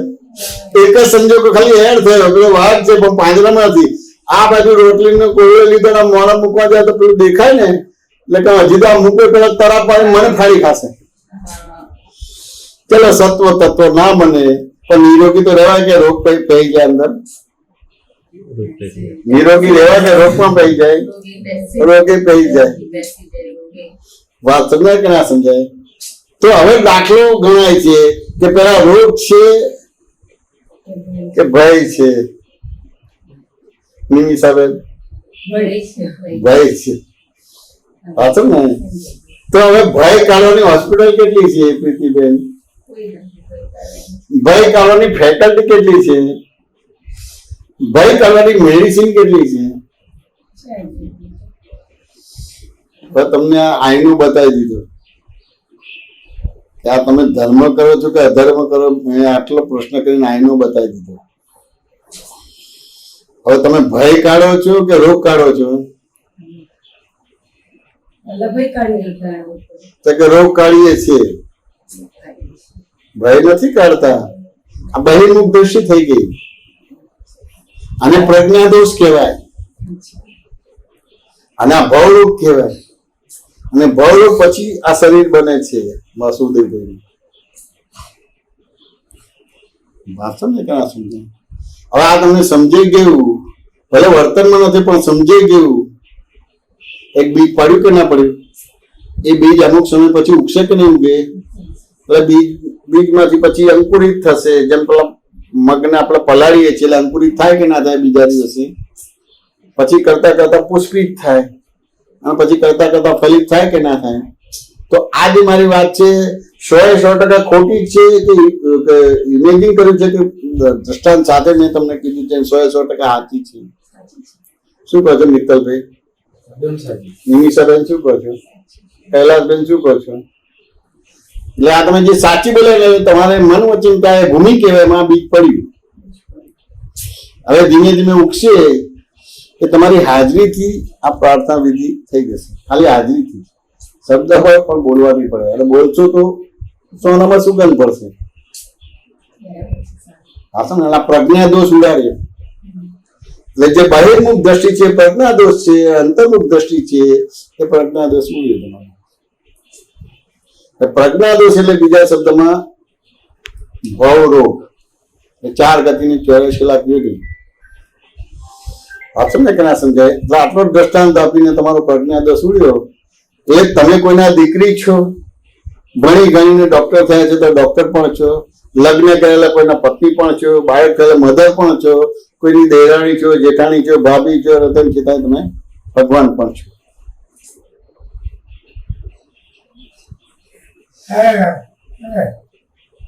વાત સમજે કે ના સમજે? હવે મને બતાવો કે આ અત્યારનો સમાજ આવું કઈ બોધ કે જ્ઞાન આપે છે ખરું? અત્યારનો સમાજ આવું જ્ઞાન કે બોધ આપે છે ખરું? 50-100 વર્ષ પહેલા આપતું હતું ખરું આવું? બસ મંદિરાને છપકી લાવ વગાડો, પ્રસાદ ના તે બધી વસ્તુ કોઈ પણ રીતે તમને લાલચ આપીને ફસાવે. એમ જેમ પેલું ઉંદેડાને પાંજરામાં પૂરવું હોય, તમને કપડા ફાડી ના નાખે કે ડબલા પછાડે નહીં, એટલે પાંદડું લાવો અને અંદર રોટલી ને ઘી વાળી અને બધું અથાણું લગાવી દો, એટલે પેલો ઉંદેડો પાંજરામાં જાય અને પેલું રોટલી ખેંચે પગ પૂરાઈ જાય. આ ફસાવે છે. પણ તેમ છતાંય પેલો ફસાવતો નથી, તમારી લાલચ તમને ફસાવે છે. તમારી લાલચ છે ને આધારે કે તમે તમારે જાણતા નથી. પ્રજ્ઞા દોષ છે. હું પ્રીતિબેન છું, હું મિત્તલ છું, હું નિમિષા છું, હું કૈલાસબેન છું, હું વાસુદેવભાઈ છું. આ પ્રજ્ઞા દોષ છે. એના આધારે લાલચ ઊભી થઈ જાય છે અને એનાથી ભવ રોગ ઉભો થાય છે. અને પછી શારીરિક રોગ છે, માનસિક રોગ છે, સામાજિક રોગ છે, પારિવારિક રોગ છે, વૈવાહિક રોગ છે, આર્થિક રોગ છે, ધાર્મિક આધ્યાત્મિક બધા રોગો છે. પ્રીતિબેન વાત સમજો કે ના સમજો? એટલે આ ત્રિમંત્ર છે, નિષ્પક્ષપાતી ત્રિમંત્ર છે. હા તો ને એને આપણે દાખલાથી સમજીએ કે આખું ફળ ખાઈએ એનાથી સંતોષ થાય, કે એક ચીરી લઈએ એનાથી સંતોષ થાય, એક ટુકડો લઈએ એનાથી સંતોષ થાય? એ તો ભૂખ ઉપર ના, સામાન્ય રીતે. કારણ કે શરૂઆતનો ભાગ કેવો હોય પ્રીતિબેન કે ખાઈએ ને એટલે ઓર ખાવાનું મન થાય, એટલે એક ટુકડો લઈએ તો એમાં મજા ના આવે. વાત સમજે કે ના સમજાય? એટલે બીજું ખાવાનું થાય. તો કે આખું ફળ ખાઈએ તો આપણને તૃપ્તિ થાય અને ટુકડો લઈએ તો તૃપ્તિ ના થાય. હા, પછી આખું ફળ ખાધા પછી બીજું ફળ હોય તો એની ભૂખ ઘટતી જાય, પણ શરૂઆત ભૂખ વધતી જાય. હા તો કે ના સમજાય? એટલે આ વસ્તુથી સમજવાનું. એટલે આ ત્રિમંત્ર છે એ પહેલા આ સાથે જ હતું, પણ કાળક્રમે બધું વિભાજન થઈ ગયું છે. તો આ ત્રિમંત્ર બોલવાથી એ મોટા મોટી પ્રાર્થના વિધિ છે, સંસાર વિઘ્નો નિવારક ત્રિમંત્ર. વાત સમજો કે ના સમજો? એ બોલવાનો ભાગ છે. બીજી તમારી આ સમજણ બરાબર કરી આપી એટલે તમારો પ્રજ્ઞાદોષ ગયો, એટલે તમારી અંદર દાદાનું બીજ જ્ઞાન પડ્યું. સાચું કે ના સમજાય? એટલે ધીમે ધીમે જેમ તમે નાના હતા જન્મ થયો, વાત સમજે કે ના સમજાય? ભાઈ ડિફોલ્ટ તમે 1 દિવસના થાવ છો, 2 દિવસના થાવ છો, 6 મહિનાના થાવ છો, 12 મહિનાના થાવ છો, 1 વર્ષના થાવ છો, 5 વર્ષના થાવ છો. ધીમે ધીમે બધું ડેવલપમેન્ટ બાય ડિફોલ્ટ જ થાય છે. ખાલી પેલું મધર છે કે ફાધર છે ખાલી કેર લે છે અમુક રીતે, એની હાજરી છે, એનું જે કે પણ જે મમતા છે, લાગણી છે, પ્રેમ છે, વાંચેલે છે, એનાથી તમે થાય છો. હવે અહીંયા મા બાપના ભાગમાં તમને ઘણી બધી વસ્તુ દેખવામાં આવે, પણ જો પશુ પક્ષીના ભાગમાં કશું નથી એવું. પણ તેમ છતાંય તમારે પેલું ચકલી હોય કે કબૂતર હોય તો ઈંડા ઉપર ખાલી બેસે છે, અથવા તો અમુક પ્રકારનું ઘાસ કે બીજું પેલું બનાવે છે, એનું માળો બનાવે છે, એને ખાલી હૂંફ જ આપે છે અને આખું ઈંડું છે એમાંથી ફાટીને આખું કબૂતર જન્મ છે. એવી રીતે આ મા બાપ હૂંફ જ આપે છે, બીજું કશું કરતો નથી. પણ બાય ડિફોલ્ટ જ તમારું જ્ઞાન તમને ખુલ્લું થાય છે. એટલે આ બીજ જ્ઞાન આખું તમારું ખુલ્લું થાય ને એ આખી બધી વસ્તુ થાય. સાચી વાત છે. હવે આ તો બીજ જ્ઞાન મળ્યું તેમ છતાંય અત્યારે મળ્યું, પણ એના પહેલા આપણું જીવન બધું કેવું હતું? હિંસક હતું. પોતે પોતાને જાણતો નથી, પરને પોતાનું સ્વરૂપ માનતો, એટલે હિંસક આપણો બધો વ્યવહાર થઈ ગયો. ભયનું દ્રષ્ટિ થઈ ગઈ એટલે હિંસક વ્યવહાર થઈ ગયો. એટલે હું પ્રીતિબેન છું વાક્ય બરાબર છે કે વિચારવા જેવું લાગે છે? બરાબર. હું મિત્તલભાઈ છું વાક્ય બરાબર છે કે વિચારવા જેવું લાગે છે? વિચારીને શું જવાબ આવે છે? નામ છે. નામ છે. હું નિમિષાબેન છું વાક્ય બરાબર છે કે વિચારવા જેવું છે? બરાબર કીધું. બરાબર છે. હું કૈલાસબેન છું વાક્ય બરાબર છે કે વિચારવા જેવું છે? વિચારવા જેવું. હું તો ગ્રામેટિકલી બધું પૂછીશ. હા, એટલે વિચારીને શું જવાબ આવે છે? નામ જ છે, નામ જ છે. બાકી હું નથી. પણ તમે સીધા જો તમારે અહીંયા પ્રજ્ઞા દોષ છે. મારું નામ પ્રીતિબેન છે અને હું જ પ્રીતિબેન છું, આ બે ભેગા થઈ ગયા. જેમ સ્ત્રી પુરુષ ભેગા થાય છે તો સ્ત્રી અને પુરુષનું વીર્ય અને રસ ભેગું થાય છે, તમારો જન્મ થઈ ગયો. એટલે મારું નામ પ્રીતિબેન ને હું જ પ્રીતિબેન છું, આ જન્મ થઈ ગયો. પહેલા અજ્ઞાન નો જન્મ થાય છે, પછી આ તમારો ભવ રોગ ઉભો થાય છે, અને પછી આ બધી વસ્તુ. મારું નામ છે, હું નથી. સાચું ને? હવે તમારું નામ છે, પણ તમે કોણ છો એ જાણવું પડે. હું કોણ છું જાણી લીધું એટલે પ્રીતિબેન જુદા પડી ગયા અને તમે જુદા પડી ગયા, એટલે લાઈન ઓફ ડિમાર્કેશન થઈ ગયું. જેમ તમારો ફાધર એક્સપાયર થઈ જતો મિલકતનું વિભાજન થશે, તો જે રીતે એમને વસિયત કર્યું હોય અથવા તો બધા બેસીને એક વાર નક્કી કરી દીધું હોય, તો પછી એક્સપાયર થાય પછી વિભાજન થાય કે ના થાય? બધી વસ્તુ જે બી હોય ટ્રાન્સફર કરે, બીજું કરે, ત્રીજું કરે, બધી વસ્તુ થાય ને, એટલે આ વિભાજન થઈ ગયું.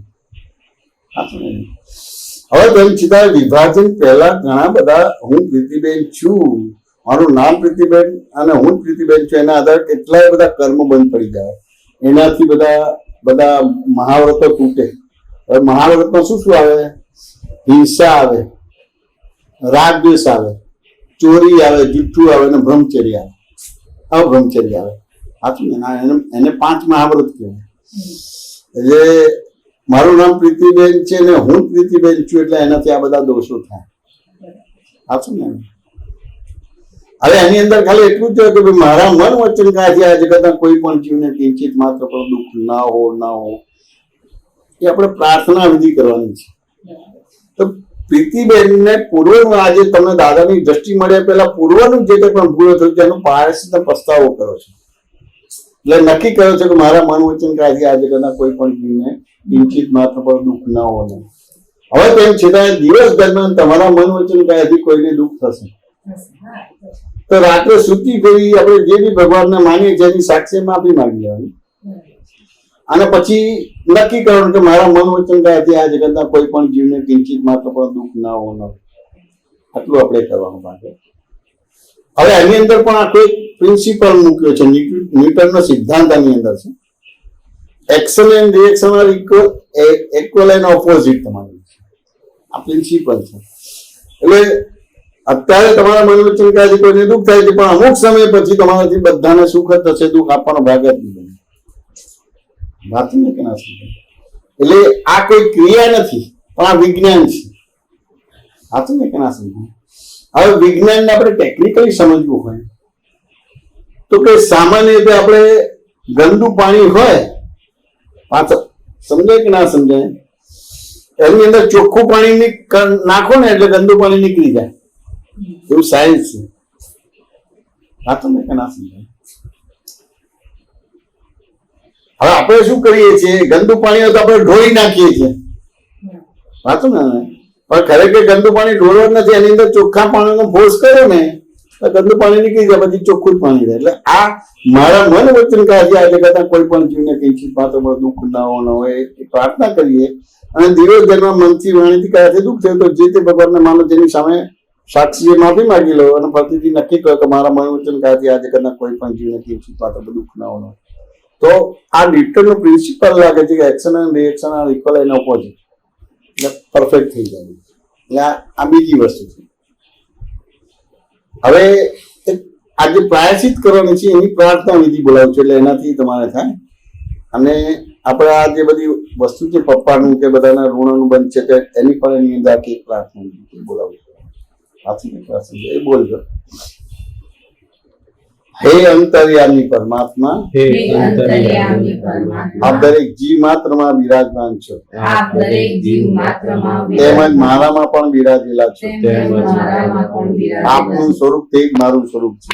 આપનું સ્વરૂપ તે જ મારું સ્વરૂપ શુદ્ધાત્મા છે. મારું સ્વરૂપ શુદ્ધાત્મા હે છે. શુદ્ધાત્મા ભગવાન, હે શુદ્ધાત્મા હું ભગવાન, આપને અભેદ ભાવે હું આપને અભેદ ભાવે અત્યંત ભક્તિપૂર્વક નમસ્કાર કરું છું. અત્યંત ભક્તિપૂર્વક નમસ્કાર કરું છું. અજ્ઞાનતાએ કરીને અજ્ઞાનતાએ મેં કરીને જે દોષો કર્યા છે, મેં જે દોષો કર્યા છે, હવે જયારે આ પ્રાર્થના બોલે ત્યાર પછી અજ્ઞાનતાએ કરીને આવે ને એટલે દિવસ દરમિયાન તમારા મન વચન ક્યાંથી જે કઈ પણ ભૂલો થઈ હોય ને એ નજર સમક્ષ લાવવાની. આ પછી બોલવાનું અજ્ઞાનતાએ કરીને અજ્ઞાનતાએ કરીને મેં જે દોષો કર્યા છે મેં જે દોષો એ કર્યા સર્વ છે, દોષોને તે સર્વ દોષોને આપની સમક્ષ જાહેર કરું છું. આપની સમક્ષ જાહેર તેનો કરું છું. હૃદયપૂર્વક ખૂબ પસ્તાવો કરું છું તેનો હૃદયપૂર્વક ખૂબ અને પસ્તાવો આપની કરું છું. પાસે ક્ષમા પ્રાર્થું છું. અને આપની પાસે ક્ષમા હે પ્રાર્થું પ્રભુ, છું. હે પ્રભુ, મને ક્ષમા કરો, ક્ષમા કરો, ક્ષમા કરો મને ક્ષમા કરો, ક્ષમા કરો, ક્ષમા કરો. અને ફરીથી એવા દોષો ના કરું અને ફરીથી એવા દોષો ના કરું. એ આપ મને શક્તિ આપો. એવી આપ મને શક્તિ હે આપો. શુદ્ધાત્મા ભગવાન, હે શુદ્ધાત્મા આપ ભગવાન, એવી કૃપા કરો કે આપ એવી કૃપા કરો અમને કે ભેદભાવ છૂટી જાય અમને ભેદભાવ છૂટી અને જાય અભેદ સ્વરૂપ પ્રાપ્ત થાય. અને અભેદ સ્વરૂપ પ્રાપ્ત અમે થાય. તમારામાં અમે તમારામાં અભેદ સ્વરૂપે અભેદ સ્વરૂપે તન્મયાકારીએ તન્મયાકાર રહીએ. જય સચ્ચિદાનંદ. જય સચ્ચિદાનંદ. આખી પ્રાર્થના વિધિ કરી અને છેલ્લે જે બોલ્યા કે ભાઈ અજ્ઞાનતા કરી મેં જે દોષો કર્યા છે સર્વ દોષને આપણી સમજ જાહેર કરું છું. તેનો હૃદયપૂર્વક ખૂબ પસ્તાવ કરે છે આપણી પાસે હોવાથી. હે પ્રભુ, મને ક્ષમા કરો, ક્ષમા કરો, ક્ષમા કરો. ફરીથી એવા દોષો ના કરો એવું આપ મને શક્તિ આપો. હે શુદ્ધાત્મા ભગવાન, આપ એવી કૃપા કરો કે અમને ભેદભાવ છૂટી જાય અને અભેદ સ્વરૂપ પ્રાપ્ત થાય. હવે આ જે અભેદ સ્વરૂપ ઉભું થયું વાતો ને કે ના સમજાય, એ જ દાદા ભગવાન છે, એ જ કૃષ્ણ છે, એ જ રામ છે ને એ જ મહાવીર છે. આ શું ને? તો અત્યારે તમારી જોડે જે વાર્તાલાપ થયો એમાં મેં ભેદ પડાયો કે અભેદ તમને બનાયા? મિત્તલભાઈ શું કહો છો? નિમિષાબેન શું કહો છો? કૈલાસબેન શું કહો છો? અભેદ બનાય. કોઈનું ખંડન મંડન નથી કર્યું. એટલી બધી ડિટેલ્સમાં જઈને તમારું વિઝન ક્લિયર કરાયું, તમને રિયલાઇઝ કરાયું. સાચું ને? તો એ અભેદ એ દાદા ભગવાન છે. અંબાલાલ પટેલની અંદર ખુલ્લા થઈ ગયા હતા, તમારી અંદર અત્યારે બીજ જ્ઞાન રૂપે છે. હવે આ તમે જે ભક્તિ કરશો એ તમારી જ છે. એટલે તમારીમાં જે તત્વ છે એને દાદા ભગવાન કહેવામાં આવે છે. જેમ અંબાલાલ પટેલની અંદર તત્વ હતું એનું ખુલ્લું થઈ ગયું એટલે એ એમની ભક્તિ કરી. હવે અમે જોયું કે પરોક્ષની ભક્તિ બધાએ કરી છે પણ પ્રત્યક્ષની ભક્તિ કરી નથી. આ તો ને જે દિવસે પ્રત્યક્ષની ભક્તિ કરે તો એનું આખ્યાથી કલ્યાણ થાય અને પરોક્ષની ભક્તિ કરે તો પરોક્ષ એનું કલ્યાણ થાય. ડાયરેક્ટ ના થાય, ઇનડાયરેક્ટ થાય. અને પ્રત્યક્ષની ભક્તિ કરે તો ડાયરેક્ટ એનું કલ્યાણ થાય. આ તો ને એટલે હવે આ દાદા ભગવાન કોઈ વ્યક્તિ રૂપે ના રહ્યા, તત્વ રૂપે રહ્યા. આપણે જે દહીંમાં વલોણું કરતા કરતા અથવા તો આ બધું જે સંસારની અંદર પેલું કે ને મંથન કરતા કરતા ડિસ્કશન કરતા કરતા એક કન્ક્લુડ નીકળ્યું એટલે માખણ નીકળ્યું, તત્વ નીકળ્યું. એ જ દાદા ભગવાન છે. સાચું ને કે ના સમજાય? એટલે હું બોલાય છે, તમે બોલજો બધું. દાદા ભગવાનના અસીમ જય જયકાર હો. દાદા ભગવાનના અસીમ જય જયકાર હો. દાદા ભગવાનના અસીમ જય જયકાર હો. દાદા ભગવાનના અસીમ જય જયકાર હો. દાદા ભગવાનના અસીમ જય જયકાર હો. દાદા ભગવાનના અસીમ જય જયકાર હો. દાદા ભગવાનના અસીમ જય જયકાર હો. દાદા ભગવાનના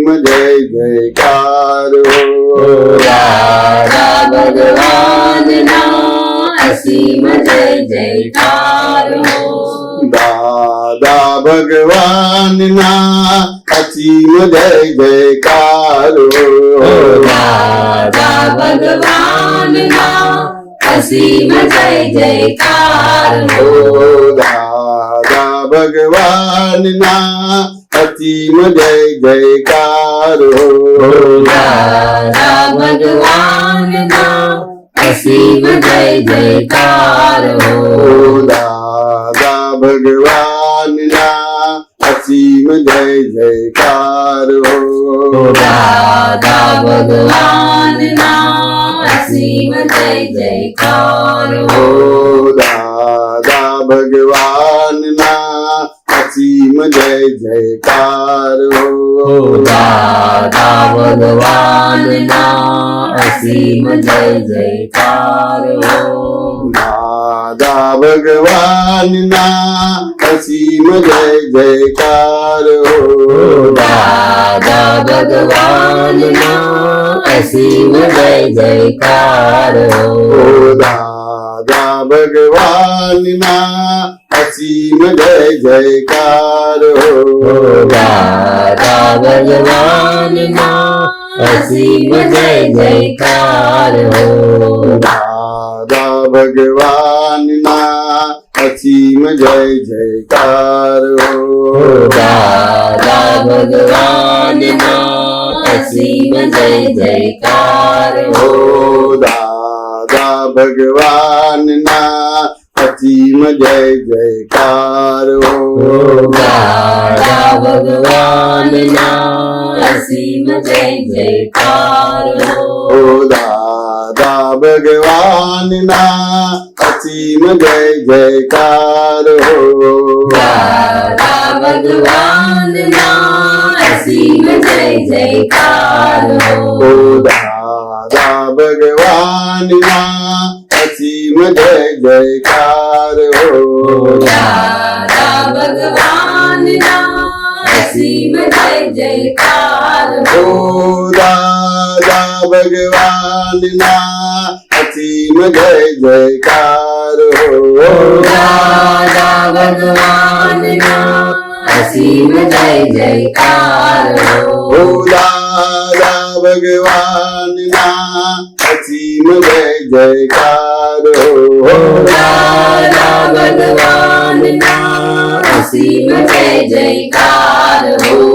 દાદા ભગવાનના અસીમ જય જયકાર રાધા ભગવાનના અસીમ જય જયકાર દાદા ભગવાનના અસીમ જય જયકાર દાદા ભગવાનના અસીમ જય જયકાર દાદા ભગવાનના અસીમ જય જયકાર દાદા ભગવાનના અસીમ જય જયકાર દાદા ભગવાનના અસીમ જય જયકાર દાદા ભગવાનના અસીમ જય જયકાર જય સચ્ચિદાનંદ જય સચ્ચિદાનંદ ઓ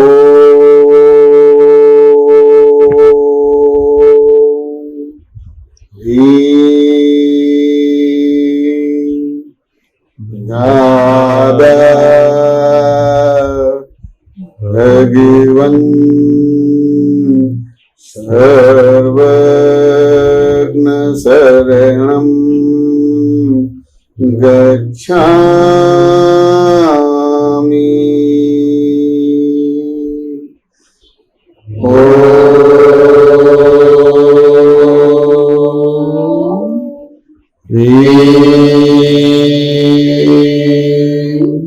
દાદા ભગવન સર્વજ્ઞ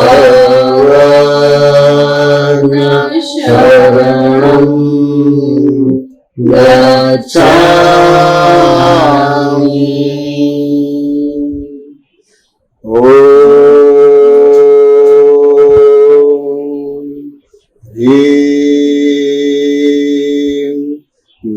દાદા ભગવન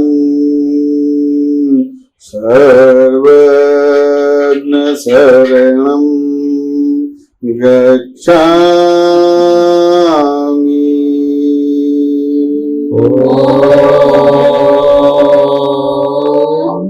હ્રીમ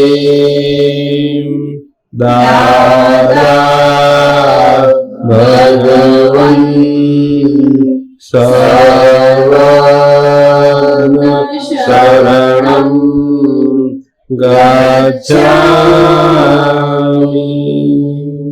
ઓમ હ્રીમ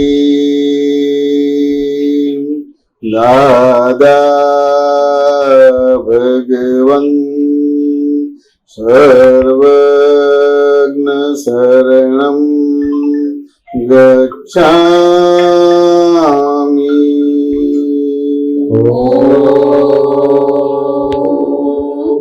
હ્રીમ દાદા ભગવન સર્વજ્ઞ શરણમ ગચ્છામિ. ઓમ હ્રીમ દાદા ભગવન સર્વજ્ઞ શરણમ ગચ્છામિ. ઓમ હ્રીમ દાદા ભગવન સર્વજ્ઞ શરણમ ગચ્છામિ.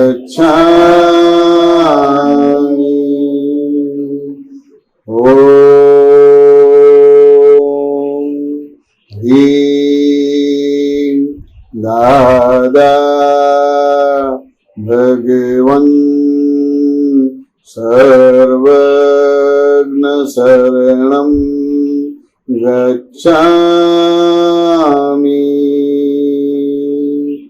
ઓમ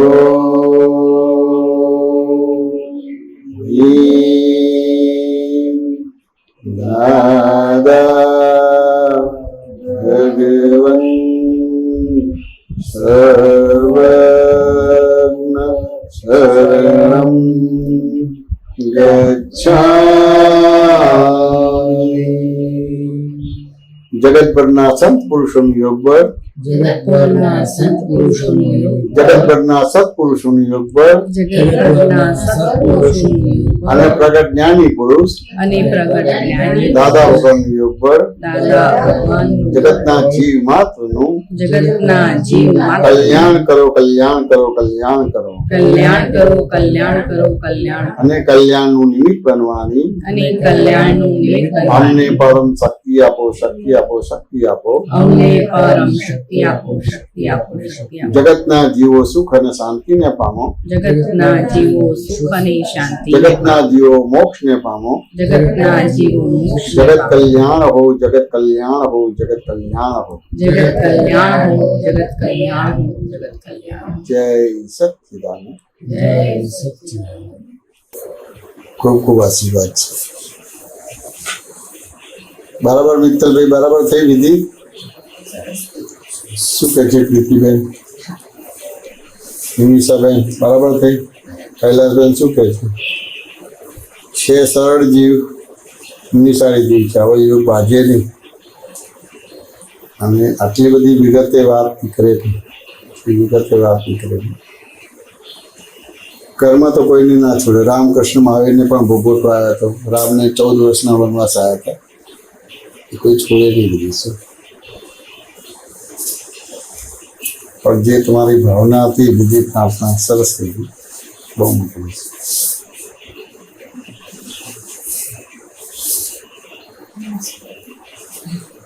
શું ચિરાગ, બધી બરાબર થયું? આ તો હજી સમજાય એવી હતી કે ભારે વાતો હતી પ્રીતિભાઈ? શું કહો છો મિત્તલભાઈ? સમજાવી કે ભારે હતી નિમિષાબેન બધી? આમ ભારે એટલે શું મિત્તલભાઈ? મારે એટલે કેવું છે કે સમજણ પડે નહીં, પણ તમે એને સમજાવો એટલે સમજણ પડી. દ્રષ્ટાંત આપીએ ને દ્રષ્ટાંત જ હોય. બરાબર ને? વ્યવહારમાં કેવું હોય કે એમ પેલું કહીએ ને કે મિત્તલભાઈ આ ચિરાગથી સાચવજો, બાય ડિફોલ્ટ તમે એનાથી જરા ચેતવાઈ જાઓ. તમારું વાત સમજાય કે ના સમજાય? આ લોજિકલી સમજવાનો ભાગ છે. એ મેં દ્રષ્ટાંત આપ્યા, વાત સમજાય કે ના સમજાય? એટલે એનાથી જે તમારી જે રૂટિન્સ છે, રૂટિન્સમાં ફેરફાર થઈ ગયું. એટલે જેમ પેલું ઘડિયાળમાં આપણે ટાઈમ સેટ કરીએ છીએ કે નથી કરતા, તો આ તમે પ્રશ્નોત્તરી કરીને આખું સેટિંગ કરી દીધું. વાંચમાં આટલું જ બોલે કે આ ચિરાગથી જરા સાચો, પછી કશું નહીં બોલવાનું. તમે એના મેં તો જ જાગૃત રહેશો. અને કેવું બોલશે કે ભાઈ આ કૈલાસબેન બહુ સરસ છે, તો તમે કઈ ટેસ્ટ લેવા નહીં જશો, તમે સરસ જ માનશો. વાત સમજાય કે ના સમજાય? આ બધું સમજવું પડશે. આ પ્રકૃતિ ગુણધર્મો છે બધા. વાત સમજાય કે ના સમજાય? આ પ્રકૃતિ ગુણધર્મો. અહીંયા પ્રકૃતિ અને પુરુષને બે જુદા પડ્યા. વાત સમજાય? એટલે દેહ ને આત્માને બે જુદા પાડ્યા. પણ એવું ખરું કે ટોટલી પ્રજ્ઞા દોષ થયો છે, એટલે બહિર્મુખ દ્રષ્ટિ થઈ ગઈ છે. એટલે સરળ વસ્તુ અઘરી થઈ જશે અને અઘરી વસ્તુ સરળ થઈ જશે. હવે પ્રશ્ન થાય કે આલું સરળ વસ્તુ અઘરી કેવી રીતે થાય અને અઘરી વસ્તુ સરળ કેવી રીતે થાય? તો સીધો પ્રશ્ન હું તમને કરું કે મિત્તલભાઈ, ડોક્ટર થવું એ સરળ છે કે ભગવાન થવું સરળ છે? અઘરું પૂછી નાખ્યું. પ્રીતિભાઈ, ડોક્ટર થવું અઘરું છે કે ભગવાન થવું અઘરું છે?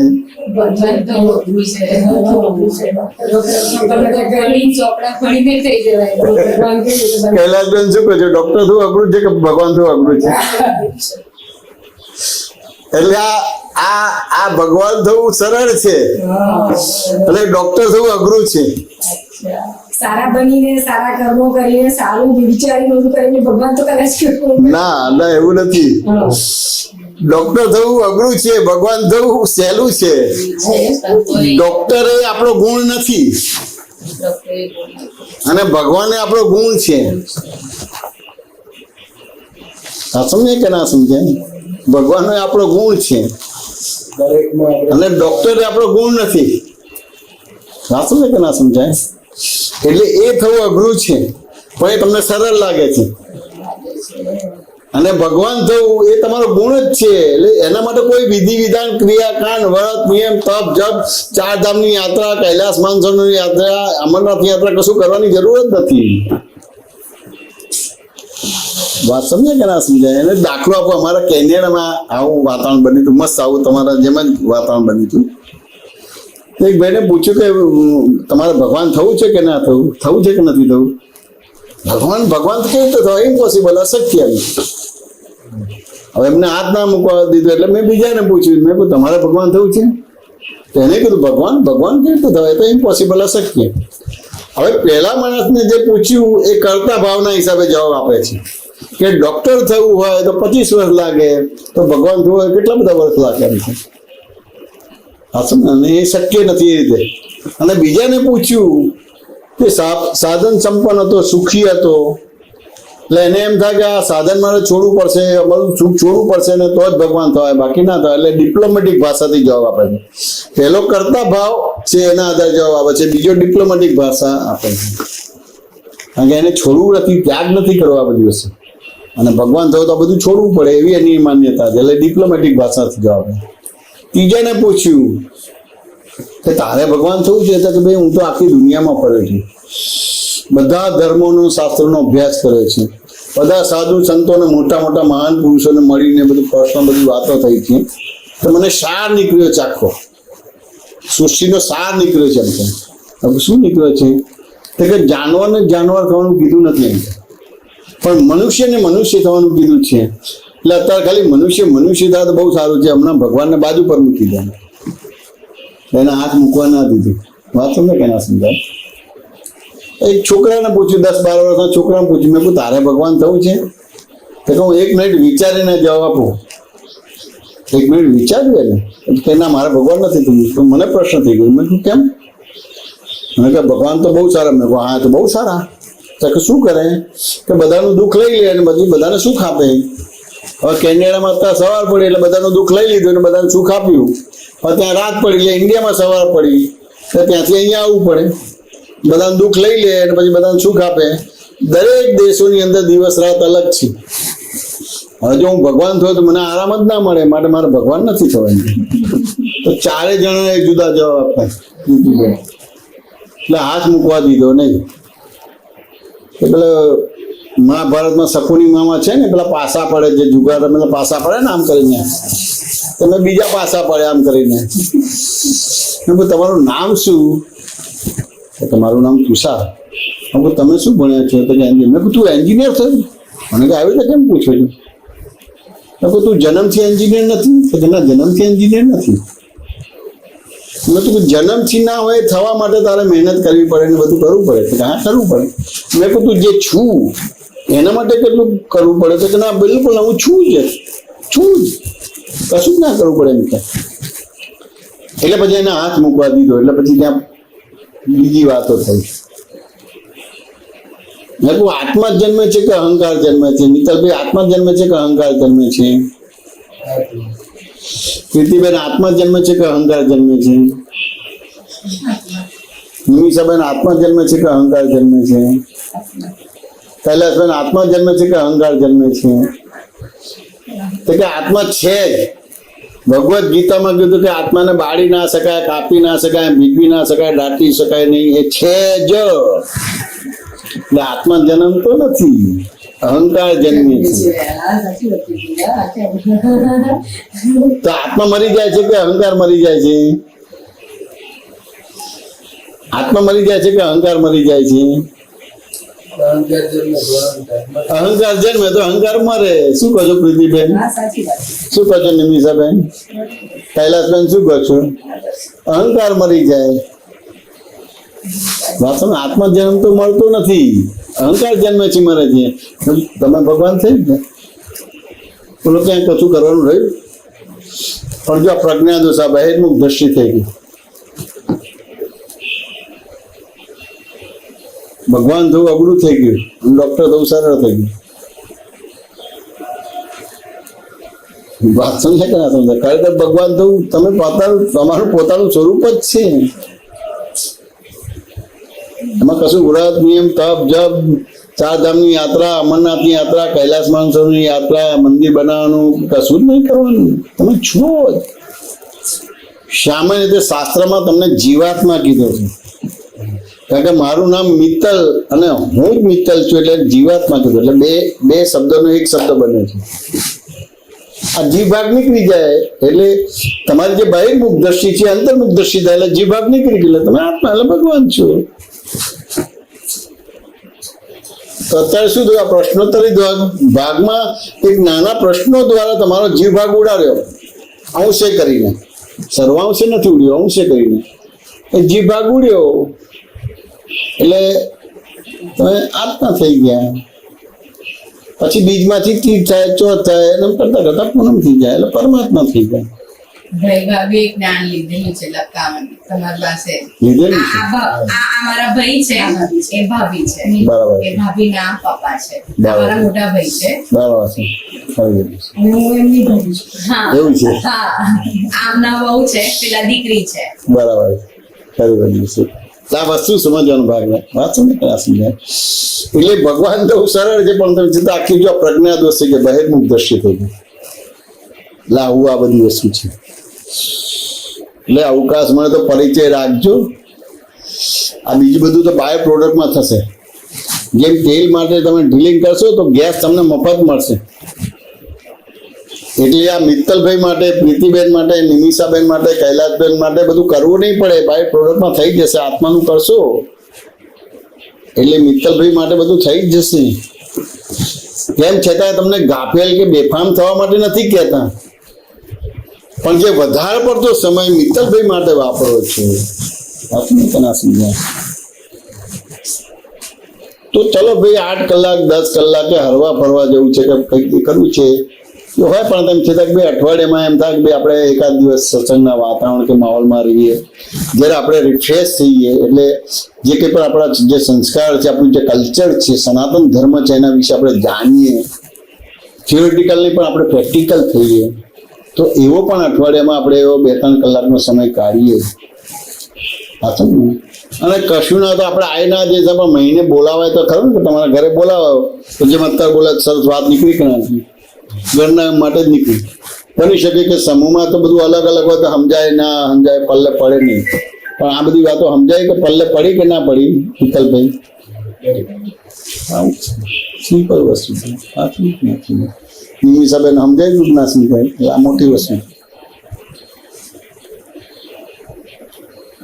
હા તો તમારા બા ફેરી સત્સંગ થતો, એ ફેર બી આવો જ સત્સંગ થતો, 3 કલાક સત્સંગ થતો.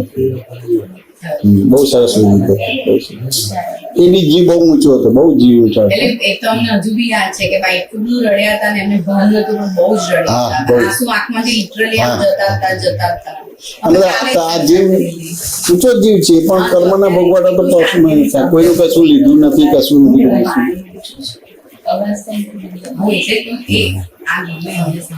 બહુ બહુ મોટી વસ્તુ છે, બહુ મોટી વસ્તુ છે.